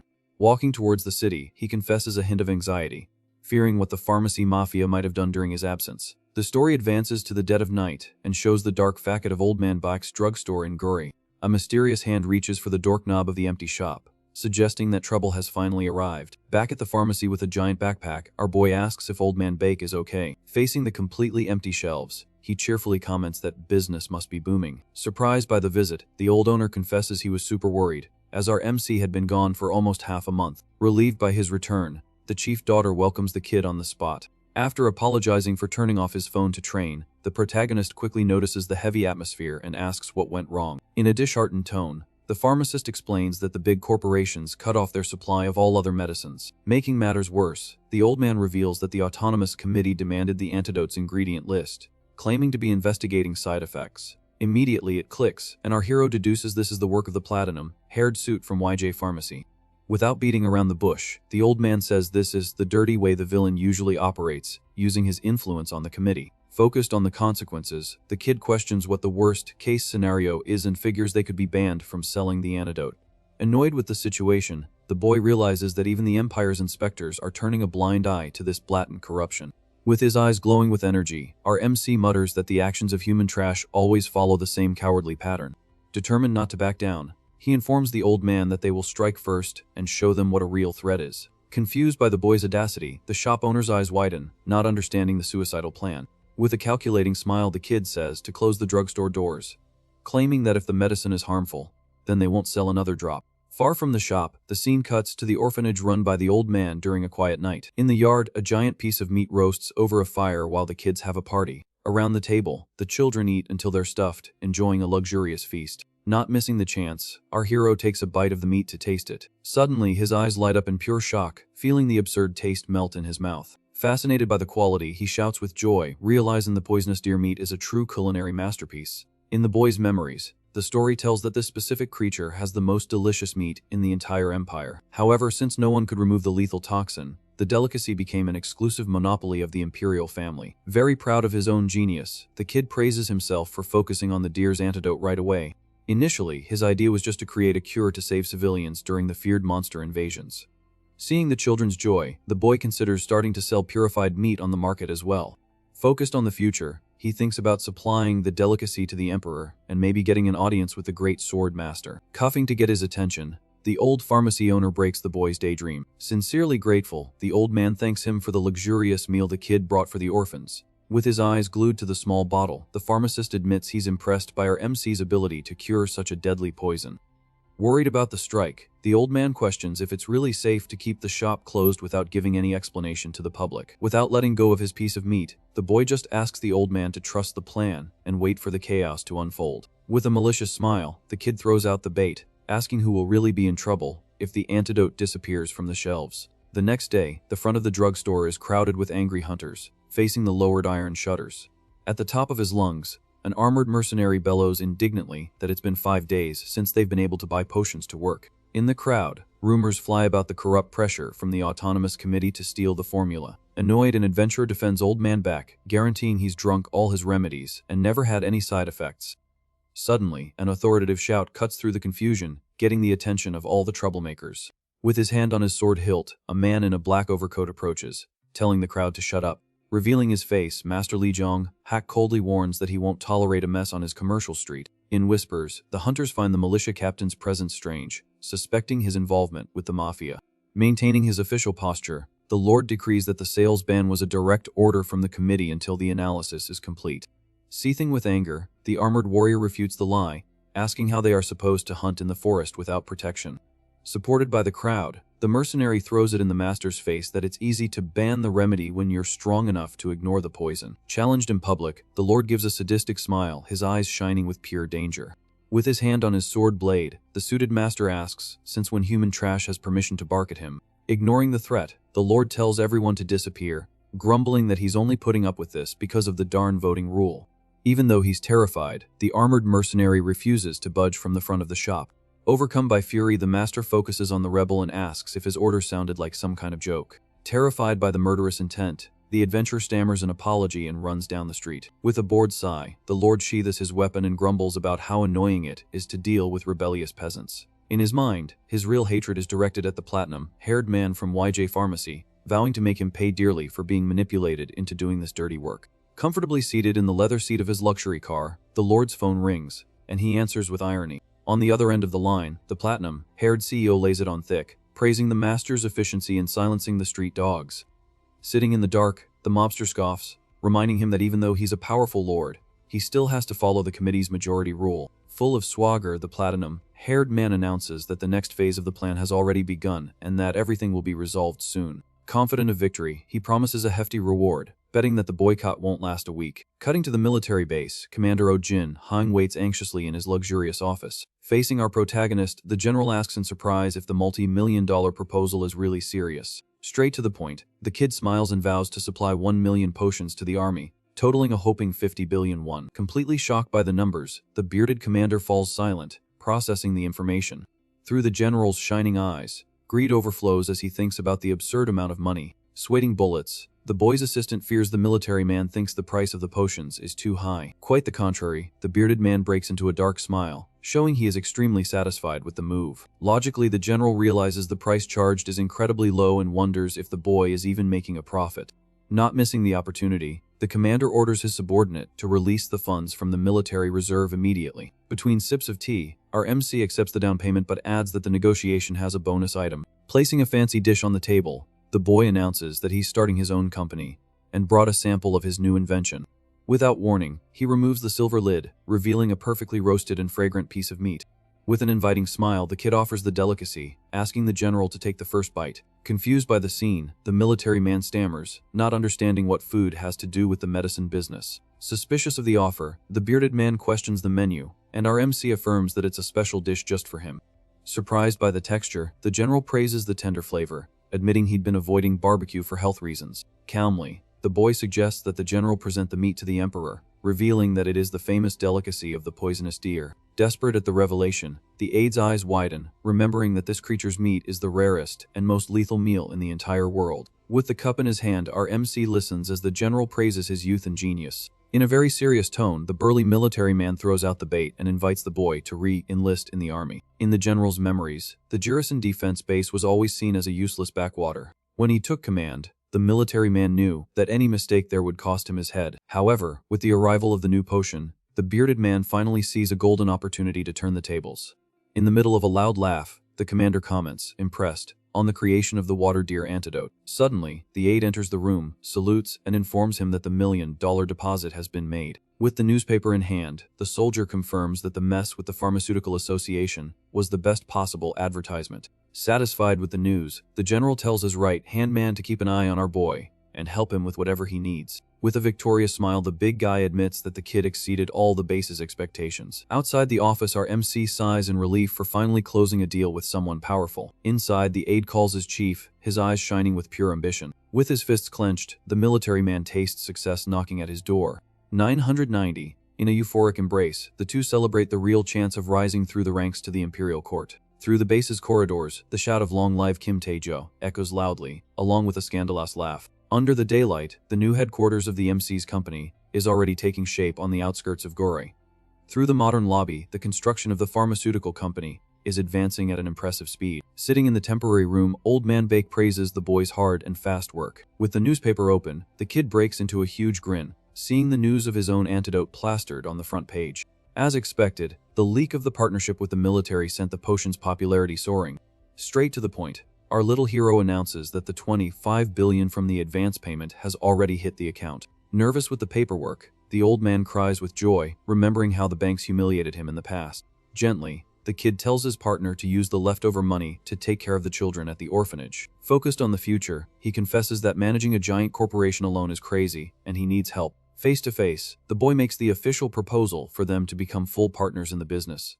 Caught off guard, the pharmacist refuses on the spot, saying he only knows how to make medicine and understands nothing about corporate sales. Not caring about the excuse, the kid retorts, reminding him that he also only knows about potions and nothing else. Defeated by the facts, the old man accepts the partnership, but demands that 90% of the profits go to the boy. Dry and direct, our MC lets out a resounding no, startling his partner. With a raised hand, he decrees that the split will be 7-3, or the company simply won't exist. Moved, the old man accepts the generous offer but says he knows someone much more qualified for the administration. Instantly, the boy remembers the elegant woman named Bakeseo, Yan he met at the shelter before. Full of pride, the father guarantees that his adopted daughter is the brightest mind among the orphans he raised. With a confident smile, the kid approves the recommendation, saying that talent is always welcome on the team.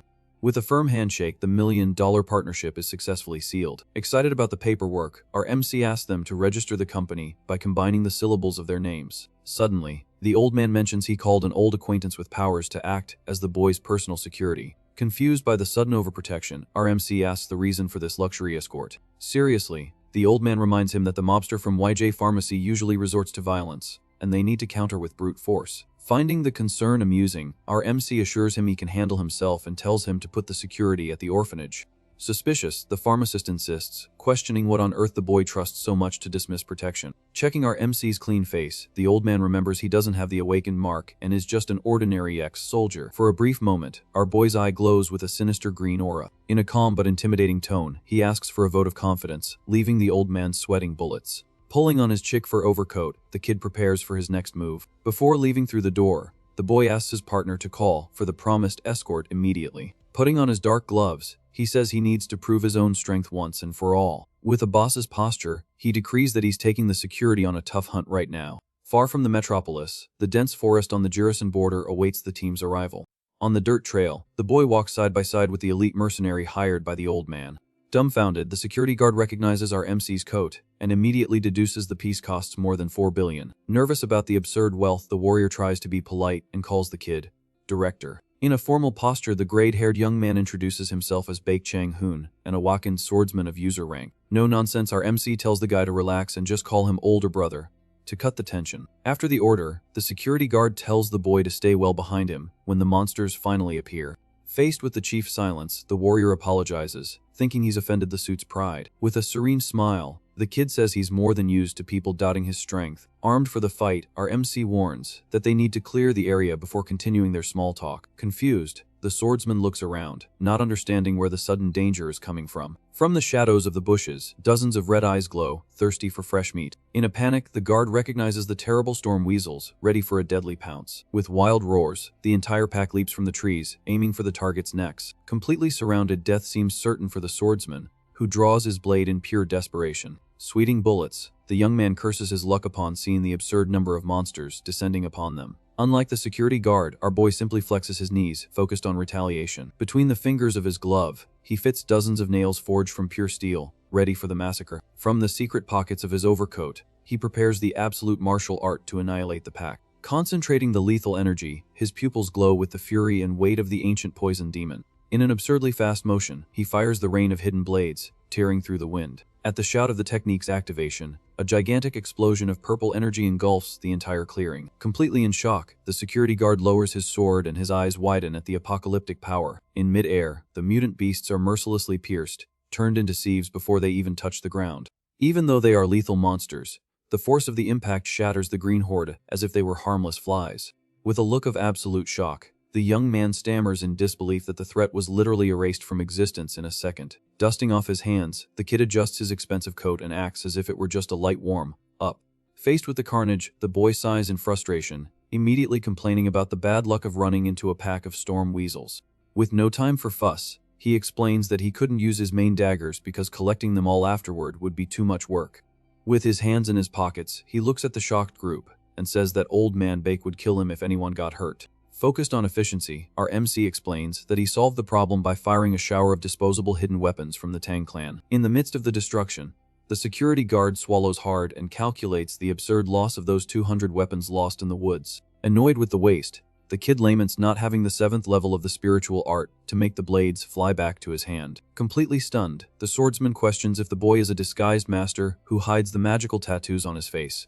Straight and to the point, the protagonist says he's not an awakened and tells everyone to focus, because he's taking the lead. Desperate, the warrior tries to protest, reminding him that his mission was precisely to protect the kid. Cold and calculating, he ignores the whining, turns his back, and continues walking, leaving the confused guard behind. Through the dense forest, the team advances in silence, searching for the main target. Suddenly, the boy raises his hand and tells everyone to freeze in place. In the bushes, the famous poisonous water deer chews on some leaves with a bored expression. Startled by the beast, the guard draws his weapon and whispers, asking what the plan of attack is.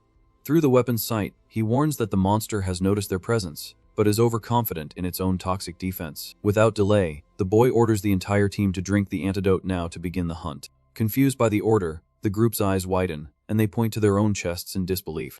With the bottle in hand, the swordsman hesitates, remembering the liquid is still in the testing phase. In an internal conflict, he assesses the situation and concludes that the boy has shown more than enough strength not to be a charlatan. To prove his worth, the warrior chugs the bottle of antidote in one go. With his sword drawn, he takes the lead and asks for covering fire in case the monster tries to flee. Focused on the target, the swordsman grips the hilt of his weapon and prepares his combat stance. In a violent impulse, the young man charges straight at the unsuspecting deer. Faced with danger, the monster lets out a bizarre screech and bares its teeth. The beast quickly releases a toxic cloud, trying to suffocate the hunters in the woods. Through the smoke, the warrior leaps high, ready to bring his blade down. In a clean and perfect strike, the swordsman slices the poisonous deer right down the middle. With a dull thud, the beast's carcass falls dead on the grass.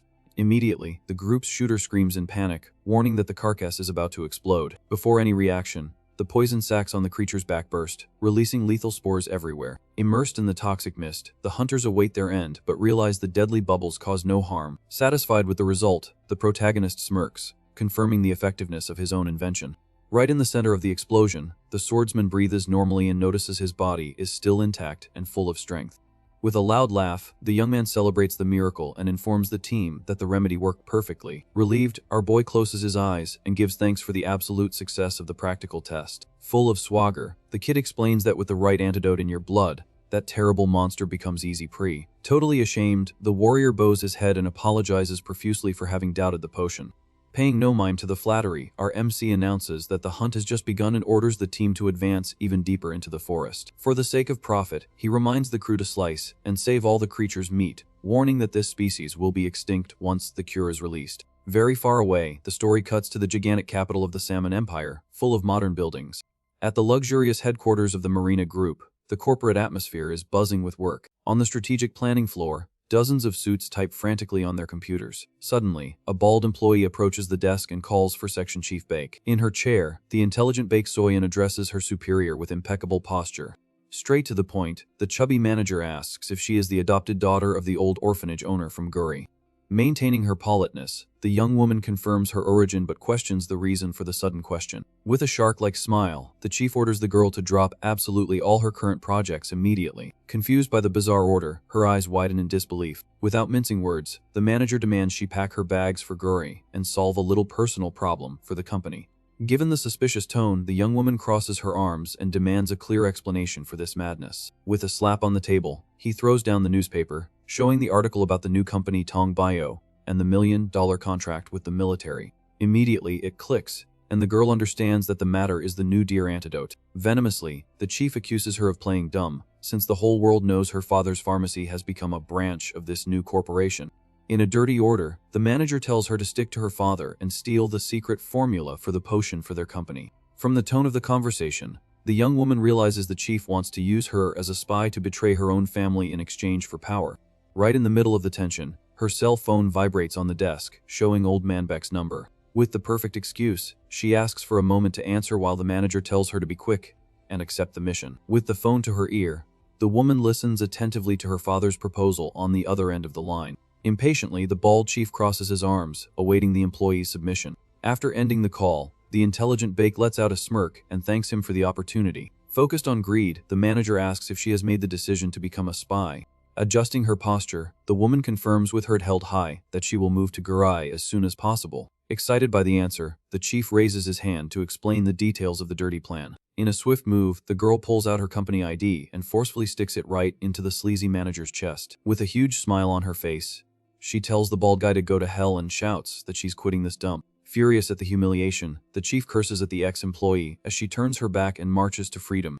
Yelling in the middle of the office, the human garbage questions who the orphan thinks she is to refuse to betray her own family. Far from the capital, night falls peacefully over the protagonist's company building. In the building's warehouse, the team loads dozens of boxes filled with the rare deer meat. Satisfied with the hunt, our hero praises the hard work of all the mercenaries. In response to the praise, the swordsman also gives thanks, and the kid takes the opportunity to dismiss the young man, telling him to rest at the orphanage. Stubbornly, the warrior tries to refuse the day off, claiming that Old Man Bike ordered him to act as the chief personal security. Hitting a nerve, our MC asks if the young man still thinks he needs protection after pulverizing an entire horde by himself. Out of arguments, the swordsman accepts the order, and the boy tells the entire team to go home and sleep. Facing the dark street, the kid mutters that sending the escort to the shelter is the best move in a world infested with crazies. Leaving the warehouse, the boy breathes in the night air, justifying that in a crazy place like Guri, having trustworthy people is worth gold. Through the glass door, the team walks away together under the starry sky,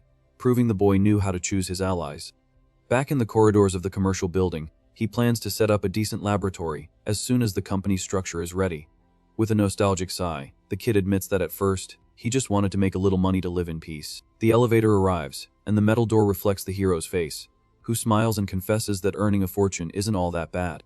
Through the hallway window, the moon illuminates the new luxury penthouse he bought with the advance money. With his hand on the doorknob, he confesses that finally having his own home brings a strange but good feeling. Tossing his coat on the armchair, the protagonist remembers when he was a piece of trash rejected by his own magic, always getting beaten up in Paju. In a painful flashback, the stepmother orders her goons to crush the kid at the edge of the cliff without mercy. But the fatal fall connected his soul with that of the legendary poison demon Tang Gun, changing the whole game. Sitting at the kitchen table, he reflects on the explosive success of the antidote and the money that filled his pockets in the blink of an eye. Throwing his body onto the huge bed, the boy stretches his legs and accepts that Guri will be the starting point of his empire.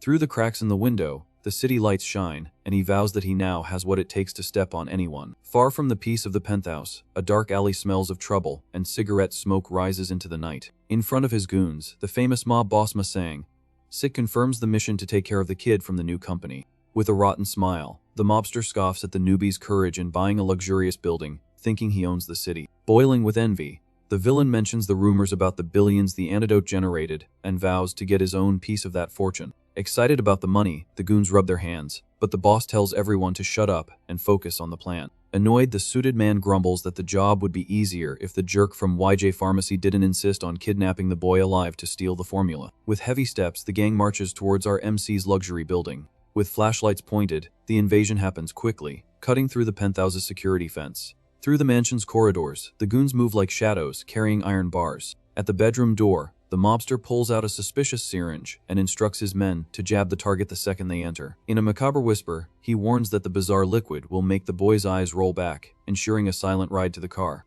With a firm hand on the doorknob, the door opens slowly, and the leader enters, ready to pounce. Focused on the empty bed, the mobster's sweaty bald head shines in the darkness, revealing the target is gone. With a dry snap, the improvised weapon falls from the villain's hand as he realizes his own stupidity. At his wit's end, the goon pushes open the bathroom door, holding a thick steel bar. Immediately, a hand as cold as ice grabs the villain's wrist, stopping the fatal injection. Revealing his face in the shadows, the protagonist confesses he was almost about to take the jab, just to see the effect, but changed his mind at the last minute. Pale with terror, the mobster stammers, feeling his own arm freeze in a grip that feels like steel tongs. With a brutal shove, the goon stumbles back, perplexed by the kid's immense strength. From the darkness of the hallway, our MC's eyes glow with pure hatred, looking at the invaders like they're cockroaches. Utterly terrified, the two villains take a step back, asking what the heck the boy did. In an amused tone, the kid twirls the syringe in his fingers and pretends he forgot to mention that he hates getting shots. Furious at the mockery, the mob boss swallows his fear and orders the gang to advance on the unarmed target.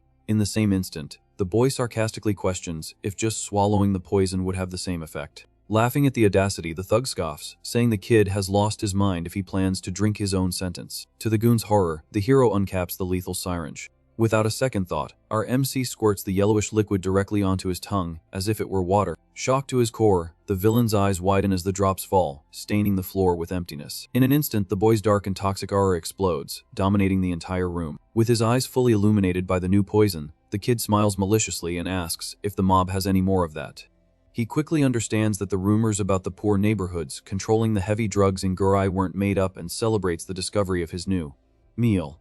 Deep in his mind, the memories of the poison demon surface, proving that the master of the ancient martial world would devour even toxins to evolve. Explaining the dirty trick, the boy says he used his poison core and sucked the toxins from the entire gang's blood. Laughing at their crying, he points to the goons who are sweating bullets and swears the feeling is just like being born again. Surrounded by purple energy, he approaches the leader and bluntly asks which coward paid for this shoddy job. Sweating buckets, the mobster hesitates, mumbling that he'd be offed if he snitched on the corporation's bosses. Agreeing with the excuse, the hero prepares his toxic energy, promising to make the goon a new, silent man forever. A terrifying scream echoes through the penthouse windows, tearing through the peace of the sleeping metropolis.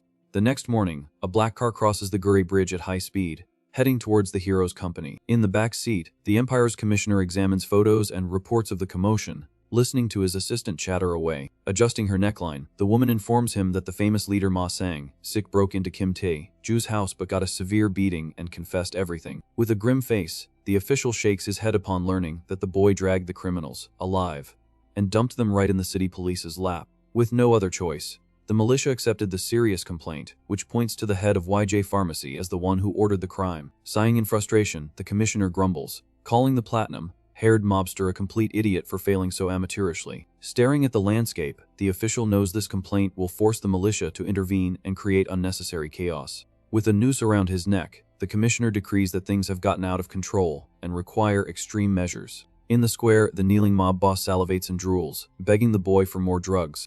With a heavy movement, a fancy shoe stomps hard in a puddle, marking the arrival of the authorities.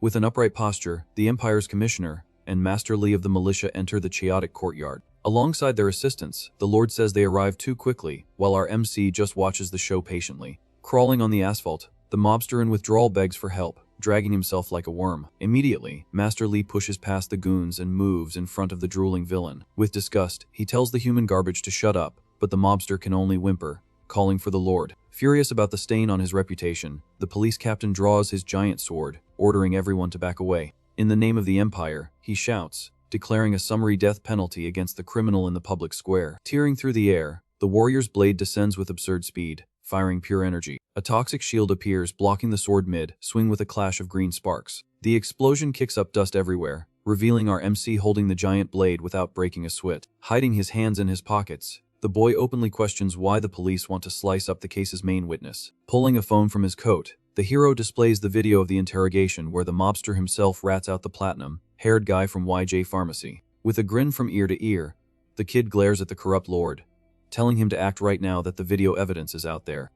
Faced with the phone and the lethal block, the Empire's official finally feels the weight of the true owner of Guri City. With a grim face, Master Lee stumps the ground, asking if the boy thinks that cheap trick of blocking with his hands will impress anyone. Surrounded by a black aura, the Lord questions if deflecting the blade is a source of pride. Unfazed, the kid lets out a simple, mocking call, breaking the tension. In a quick flashback, the Lord recognizes the boy's face, remembering the incident with the horde of dead orcs in the forest. Faced with our MC's cold silence, the corrupt official swallows hard, feeling the pressure from the kid. Impatiently, the suited master states he's sure that insolent face has crossed his path before. Aware of the act, our hero finally confirms it aloud and admits he's the creator of the antidote. Overcome by rage, the Lord explodes his own energy, covering his entire body with purple lightning, and declares that his word is law here in Guri. Full of swagger, he promises to make one last merciful offer, demanding the boy hand over the formula to spare the 4 mobsters' heads. Walking slowly towards the Lord, the kid refuses the proposal, saying he can't accept such a crappy deal. Laughing at the arrogance, the officer points his sword and tells the boy to try and stop him if he's able. With a mischievous smile, our MC mutters a taunt, adjusting his stance. In a green flash, the poisonous aura awakens, transforming the hero's hands into claws of pure energy. Without fear, the boy charges like a missile, cutting through the wind for the first attack. The clang of steel against poison sends sparks flying, breaking the asphalt of the square. With his blade locked, Master Lee pushes with his body weight and angrily asks if it was that cheeky kid who broke the Sang, sick guild. Cold as ice, the boy releases his strength, and a trickle of blood runs down the Lord's arm, who finds the scratch amusing. Seething with pure hatred and with his eyes glowing purple, the officer decrees an immediate death penalty for attempting to harm a master. Unscathed, our MC adjusts his jacket and asks with a bored tone if all the city's masters are this disappointing. Not missing the chance to humiliate him, he provokes the guild chief, questioning what on earth he's so confident about to have this attitude. With a scream of fury, the Lord charges, repeating that he'll turn the boy into an illusion and sever his body. With absurd reflexes, our MC dodges and uses the poisonous repulsion magic, throwing the officer far away. Completely off balance, the Lord spins in the air but lands firmly, trying to mask the blow. In a somersault, he prepares to return the attack, but suddenly retreats upon hearing a deafening noise in the sky. From the smoke and heavy noise, a giant military helicopter descends into the middle of the square, illuminating the two with its searchlight. As soon as his feet touch the ground, a burly warrior drops from the aircraft, crushing the concrete. Standing up with the chief's posture, General Oh Jin, Hyung tells the Lord to stop the nonsense immediately. More soldiers drop from the aircraft, surrounding the area and showing that the heavy cavalry has arrived. Yelling, the bearded man tells the officer that the game has gone too far. Far from the commotion, the huge headquarters of the protagonist's corporation stands imposing under the afternoon light. With a confident smile, the general greets the corrupt officer, ironically mentioning it's been a long time since they've seen each other. Tense and on the back foot, Lord Lee crosses his arms and asks what the heck attracts federal military to a free city. Mocking the question, the big guy laughs and questions if a high-ranking military officer needs permission from trash to walk around his own country. Grinding his teeth, the suited master vows to report the improper intervention in Guri's jurisdiction to the command. Shrugging, the general shakes his head and says he's not there on official business as a soldier. In the blink of an eye, he completely ignores the officer, making it clear that his focus isn't on the guild's petty fight. Turning his back, the federal commander decrees that if the officer backs down, they'll each mind their own business, and the beef dies there. Quickly, the general runs to our boy and checks his body for injuries. Genuinely worried, the big guy asks if the kid got hurt during the absurd clash. Calm and unharmed, our MC thanks him for the help, saying he's good as new. With flushed cheeks, the general stammers, wanting to know who the unfortunate soul was that caused this monumental mess. On the commander's order, the military troop approaches and introduces themselves as loyal officers of the Monster Defense Division. Willing to overdo the flattery, the general vows to deploy lazy officers just to serve as the hero's personal escort. In a show of absurd respect, he even offers to prepare a special tonic tea for the boy to relax. Faced with this scandalous display, Lord Lee trembles, realizing the kid's connection to the military is much greater and more lethal than the reports indicated. Accepting defeat, the corrupt officer turns his back and announces, in a tone of false friendliness, that he's leaving. With narrowed eyes, our MC notices the cowardly escape and says their friendly chat was too good to end like this. Furious at the nerve, the Lord stops in his tracks, shocked by the boy's audacity. Facing the hero, he turns his head, incredulous at the provocation. Without beating around the bush, the kid says the conversation isn't over and he wants to hear the missing details. Stuttering slightly, the officer suggests that if the military man has so much free time, he should help clean up the rest of the trash from Guri's alleys. Pressed against the wall, the Lord says his men will take care of the arrested guild and tries to slip away. Focused on justice, the bearded general grabs the suited man's arm, telling him to wait. Immediately, the officer gets angry, throwing his weight against the general and demanding that the free jurisdiction be respected. Dry and objective, our MC demands an explanation, wanting to know why the officer was covering for the boss who tried to kidnap a good friend of the city. In a threatening tone, the boy accuses the lord of feigning blindness, while an honest businessman was almost erased. Nervous, the corrupt master yells, reminding the general that military interference is a clear violation of Guri's imperial laws. Ignoring the law, the general's eyes light up with pure power, emitting frightening sparks of energy, and reminds him that hierarchy exists even in heck. Trembling from head to toe, the lord's assistant takes a step back, feeling the air in the square disappear. With a predator's smile, the big guy states that the penalty for imperial treason and corruption is simply losing your head right there, and he would love to do the honors. Feeling the crushing pressure, the lord tries to maintain his composure even while breaking a cold sweat. Publicly challenged, he retreats, afraid of the deadly confrontation. Around them, the police team swallows hard, awaiting their captain's impossible decision. Defeated and out of options, the master clenches his teeth, agreeing that it's not worth risking his own life for a corrupt pharmacy partner. With an authoritative shout, the lord orders his team to get back to their vehicles and disappear from the square before they lose their heads. Through the heavy air, the vehicle speeds away, dragging the humiliated officer away from the scene. Free of the headache, our MC extends his hand, sincerely thanking the lieutenant general for the miraculous intervention. Laughing in relief, the big guy dismisses the thanks, stating they are both in the same lifeboat. In the middle of the street, the old pharmacist partner finally breathes a sigh of relief, praising the speed of the military cavalry. Nodding, the general confirms that the situation almost turned into a massive disaster. Satisfied, our MC points out that if the military hadn't arrived, the fight could have destroyed the entire block. Pointing to the handcuffed mobsters on the ground, the boy celebrates that at least they managed to secure the evidence of the crime. Feeling the tension fade, the old owner puts a hand on the boy's shoulder, suggesting they press the case while they have the upper hand. Immediately, our boy denies the suggestion, stating that the fight has become a matter of his personal honor. Fully agreeing, the military man reminds them that the market turmoil not only affects the boy's business, but also the production of the army's precious potions, and declares zero tolerance for the enemy. With a cold gaze, our MC mutters the name of Lord Li Jiang, hack, promising that this crossing of paths will cost him dearly next time. Looking at his own hand, he analyzes the clean cut left by the officer's blade and confirms that his 4-star poison still doesn't affect a master. In a quick reflection, he recalls the absurd fight and admits that if the military general hadn't descended from the sky, victory would have been nearly impossible. Totally focused, the boy clenches his fists and declares to himself that he needs to become infinitely stronger for the future. Amid the chaos of the square, the helicopter takes off, and the hero vows that he will never again swallow humiliation from anyone in silence. Far away, the police vehicle speeds along, taking Master Li and his assistant back to the militia base. Gritting his teeth, the officer clutches his own arm and grumbles the name of General Oh Jin Hyung, full of hatred for the humiliation. Suddenly, a green, pulsating vein appears on the lord's arm, spreading a bizarre toxin. With a muffled scream, the officer contorts in pain, feeling the wound burn like acid. Frightened, he stares at his trembling hand and realizes in shock that the mark left by the kid wasn't just a defensive scratch. Pale, the assistant swallows hard and stammers, asking what the heck is happening to her boss's body. Desperate, the lord throws his pride to the wind and screams at the driver to speed like crazy straight to the hospital. Tearing up the asphalt, the vehicle cuts across Guri's main bridge, squealing its tires on the curve. With his veins about to burst, the police captain nearly blacks out in the back seat, cursing the boy to his last generation. Cutting through the clouds, the massive military helicopter flies back to the defense base under the sunlight. Inside the helicopter, the mob boss Sang Sik trembles with fear, surrounded by soldiers armed to the teeth. Terrified, the coward tries to rat everyone out, saying he'll spill the beans on Lord Li and YJ Pharmacy without hiding anything.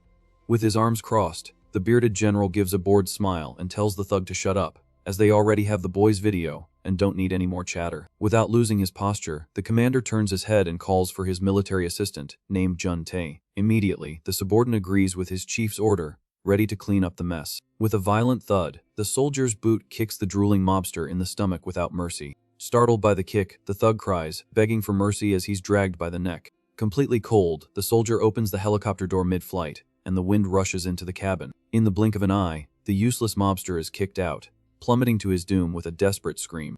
Closing the iron hatch, the soldier salutes and informs the general that the cleanup was successfully completed. Satisfied, the commander agrees and tells them to take care of the YJ Pharmacy CEO with the same diligence. Taking the opportunity, he orders the two officers to go down to Guri and assist with security at the new Taehung Bio Company. With a calculating smile, the big guy admits he'll use this protection excuse to tie himself for good to our boy and his billions. In Guri, Baek Chang Hoon's cell phone rings, and he answers, saying he just arrived at the bus station.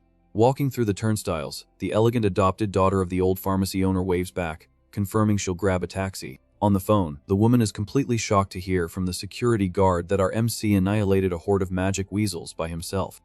With her hand over her mouth, the young administrator walks down the sidewalk, incredulous at the report of the massacre. On the other end of the line, she says she's going straight home while the young man swears their boss is hiding master-level strength. Through the taxi window, she confirms her destination to the family orphanage, settling into her seat. Watching the landscape fly by, the woman reflects and understands why her old father suddenly asked for administrative help. Crossing the winding road, the taxi ride climbs the mountains towards her home in Guri. At the top of the hill, the colorful sign of Old Man Bake's orphanage shines, clean and well kept. Passing through the open gate, the woman finds the yard full of happy children around a huge bonfire. With a gigantic smile, the old pharmacist turns his head and celebrates the arrival of his brilliant daughter. Full of joy, the young woman returns the smile, announcing that she quit her corporate job for good to help the family. In a proud hug, the old man puts his hand on the girl's shoulder, thanking her for her courage. Surprised by the party in the yard, the young woman adjusts her bangs and asks what on earth all that noise and smell of meat is. Pointing to the children, the old man reveals that our boy returned from an absurd hunt and brought back an entire poisonous deer. Instantly, she remembers the security guard's bizarre talk, and it finally clicks that the rumors of his monstrous strength were absolutely true. With a spatula in hand, the hero stirs the cauldron of meat over the fire while the children drool around him. Getting the new CEO's attention, the kid waves and gives a welcoming smile as the old man makes the introductions. Elegant in a leather suit, our MC formally introduces himself as the old man's business partner. Without losing her composure, the woman confirms she remembers their tense discussion from before and extends her hand in a firm handshake. With a relieved laugh, the girl thanks him for his trust and jokes that he was extremely rude that time. Accepting the challenge, she promises to sort out the paperwork and build Taehongbayo the right way, turning the project into a global powerhouse. The sound of heavy marching cuts off the conversation, and dozens of footsteps echo on the orphanage's dirt road. With a grim face, our MC turns his body, sensing the approach and preparing for the worst. In full uniform, the commander of the defense squad parks dozens of soldiers at the property's gate. Startled by the military invasion, the hero raises an eyebrow, not understanding the armed crowd. Awkwardly, the police major salutes and explains they were ordered to stay there and handle security, but the place doesn't have rooms for everyone. Laughing at the improvisation, the officer shakes the kid's hand, promising to turn the new company into an indestructible fortress. With a hand on his chest, the major declares he will give his life to protect the army's main supplier of antidotes. Immediately, the officer turns his back to the troop and orders them to unload their camp right there in the yard. With clenched fists and a determined look, our boy takes a deep breath and realizes he finally has a platoon on his side. Far from the yard, the lights of the sumptuous Guri committee castle shine in the free metropolis's night. Inside a luxurious hearing room, a giant table judges the platinum-haired man's case behind closed doors. With the gavel banging, the sentence declares guilt for price-fixing threats and illegal lobbying, sealing the villain's downfall. Defeated and pale, the platinum-haired CEO swallows hard, realizing the political sharks used him as a scapegoat. Through the golden corridors, the ex-businessman walks aimlessly, cursing the scoundrels who pocketed his money and discarded him like trash. Furious, he kicks the wall, remembering that the mobster Sang, sick, mysteriously vanished, and to make matters worse, the meddling kid is still alive and kicking, and making a fortune. With his hands on his head, the platinum-haired man runs out the back door to his car, knowing he has nowhere left to run. Tearing down the road at dawn, the black car flees Guri under the moonlight, pushing the engine to its limit. Through the windshield, the tension is palpable as a motorcycle's dual headlights cut into the rearview mirror at a bizarre speed. Desperate, the businessman peeks through the side mirror, noticing the macabre pursuit.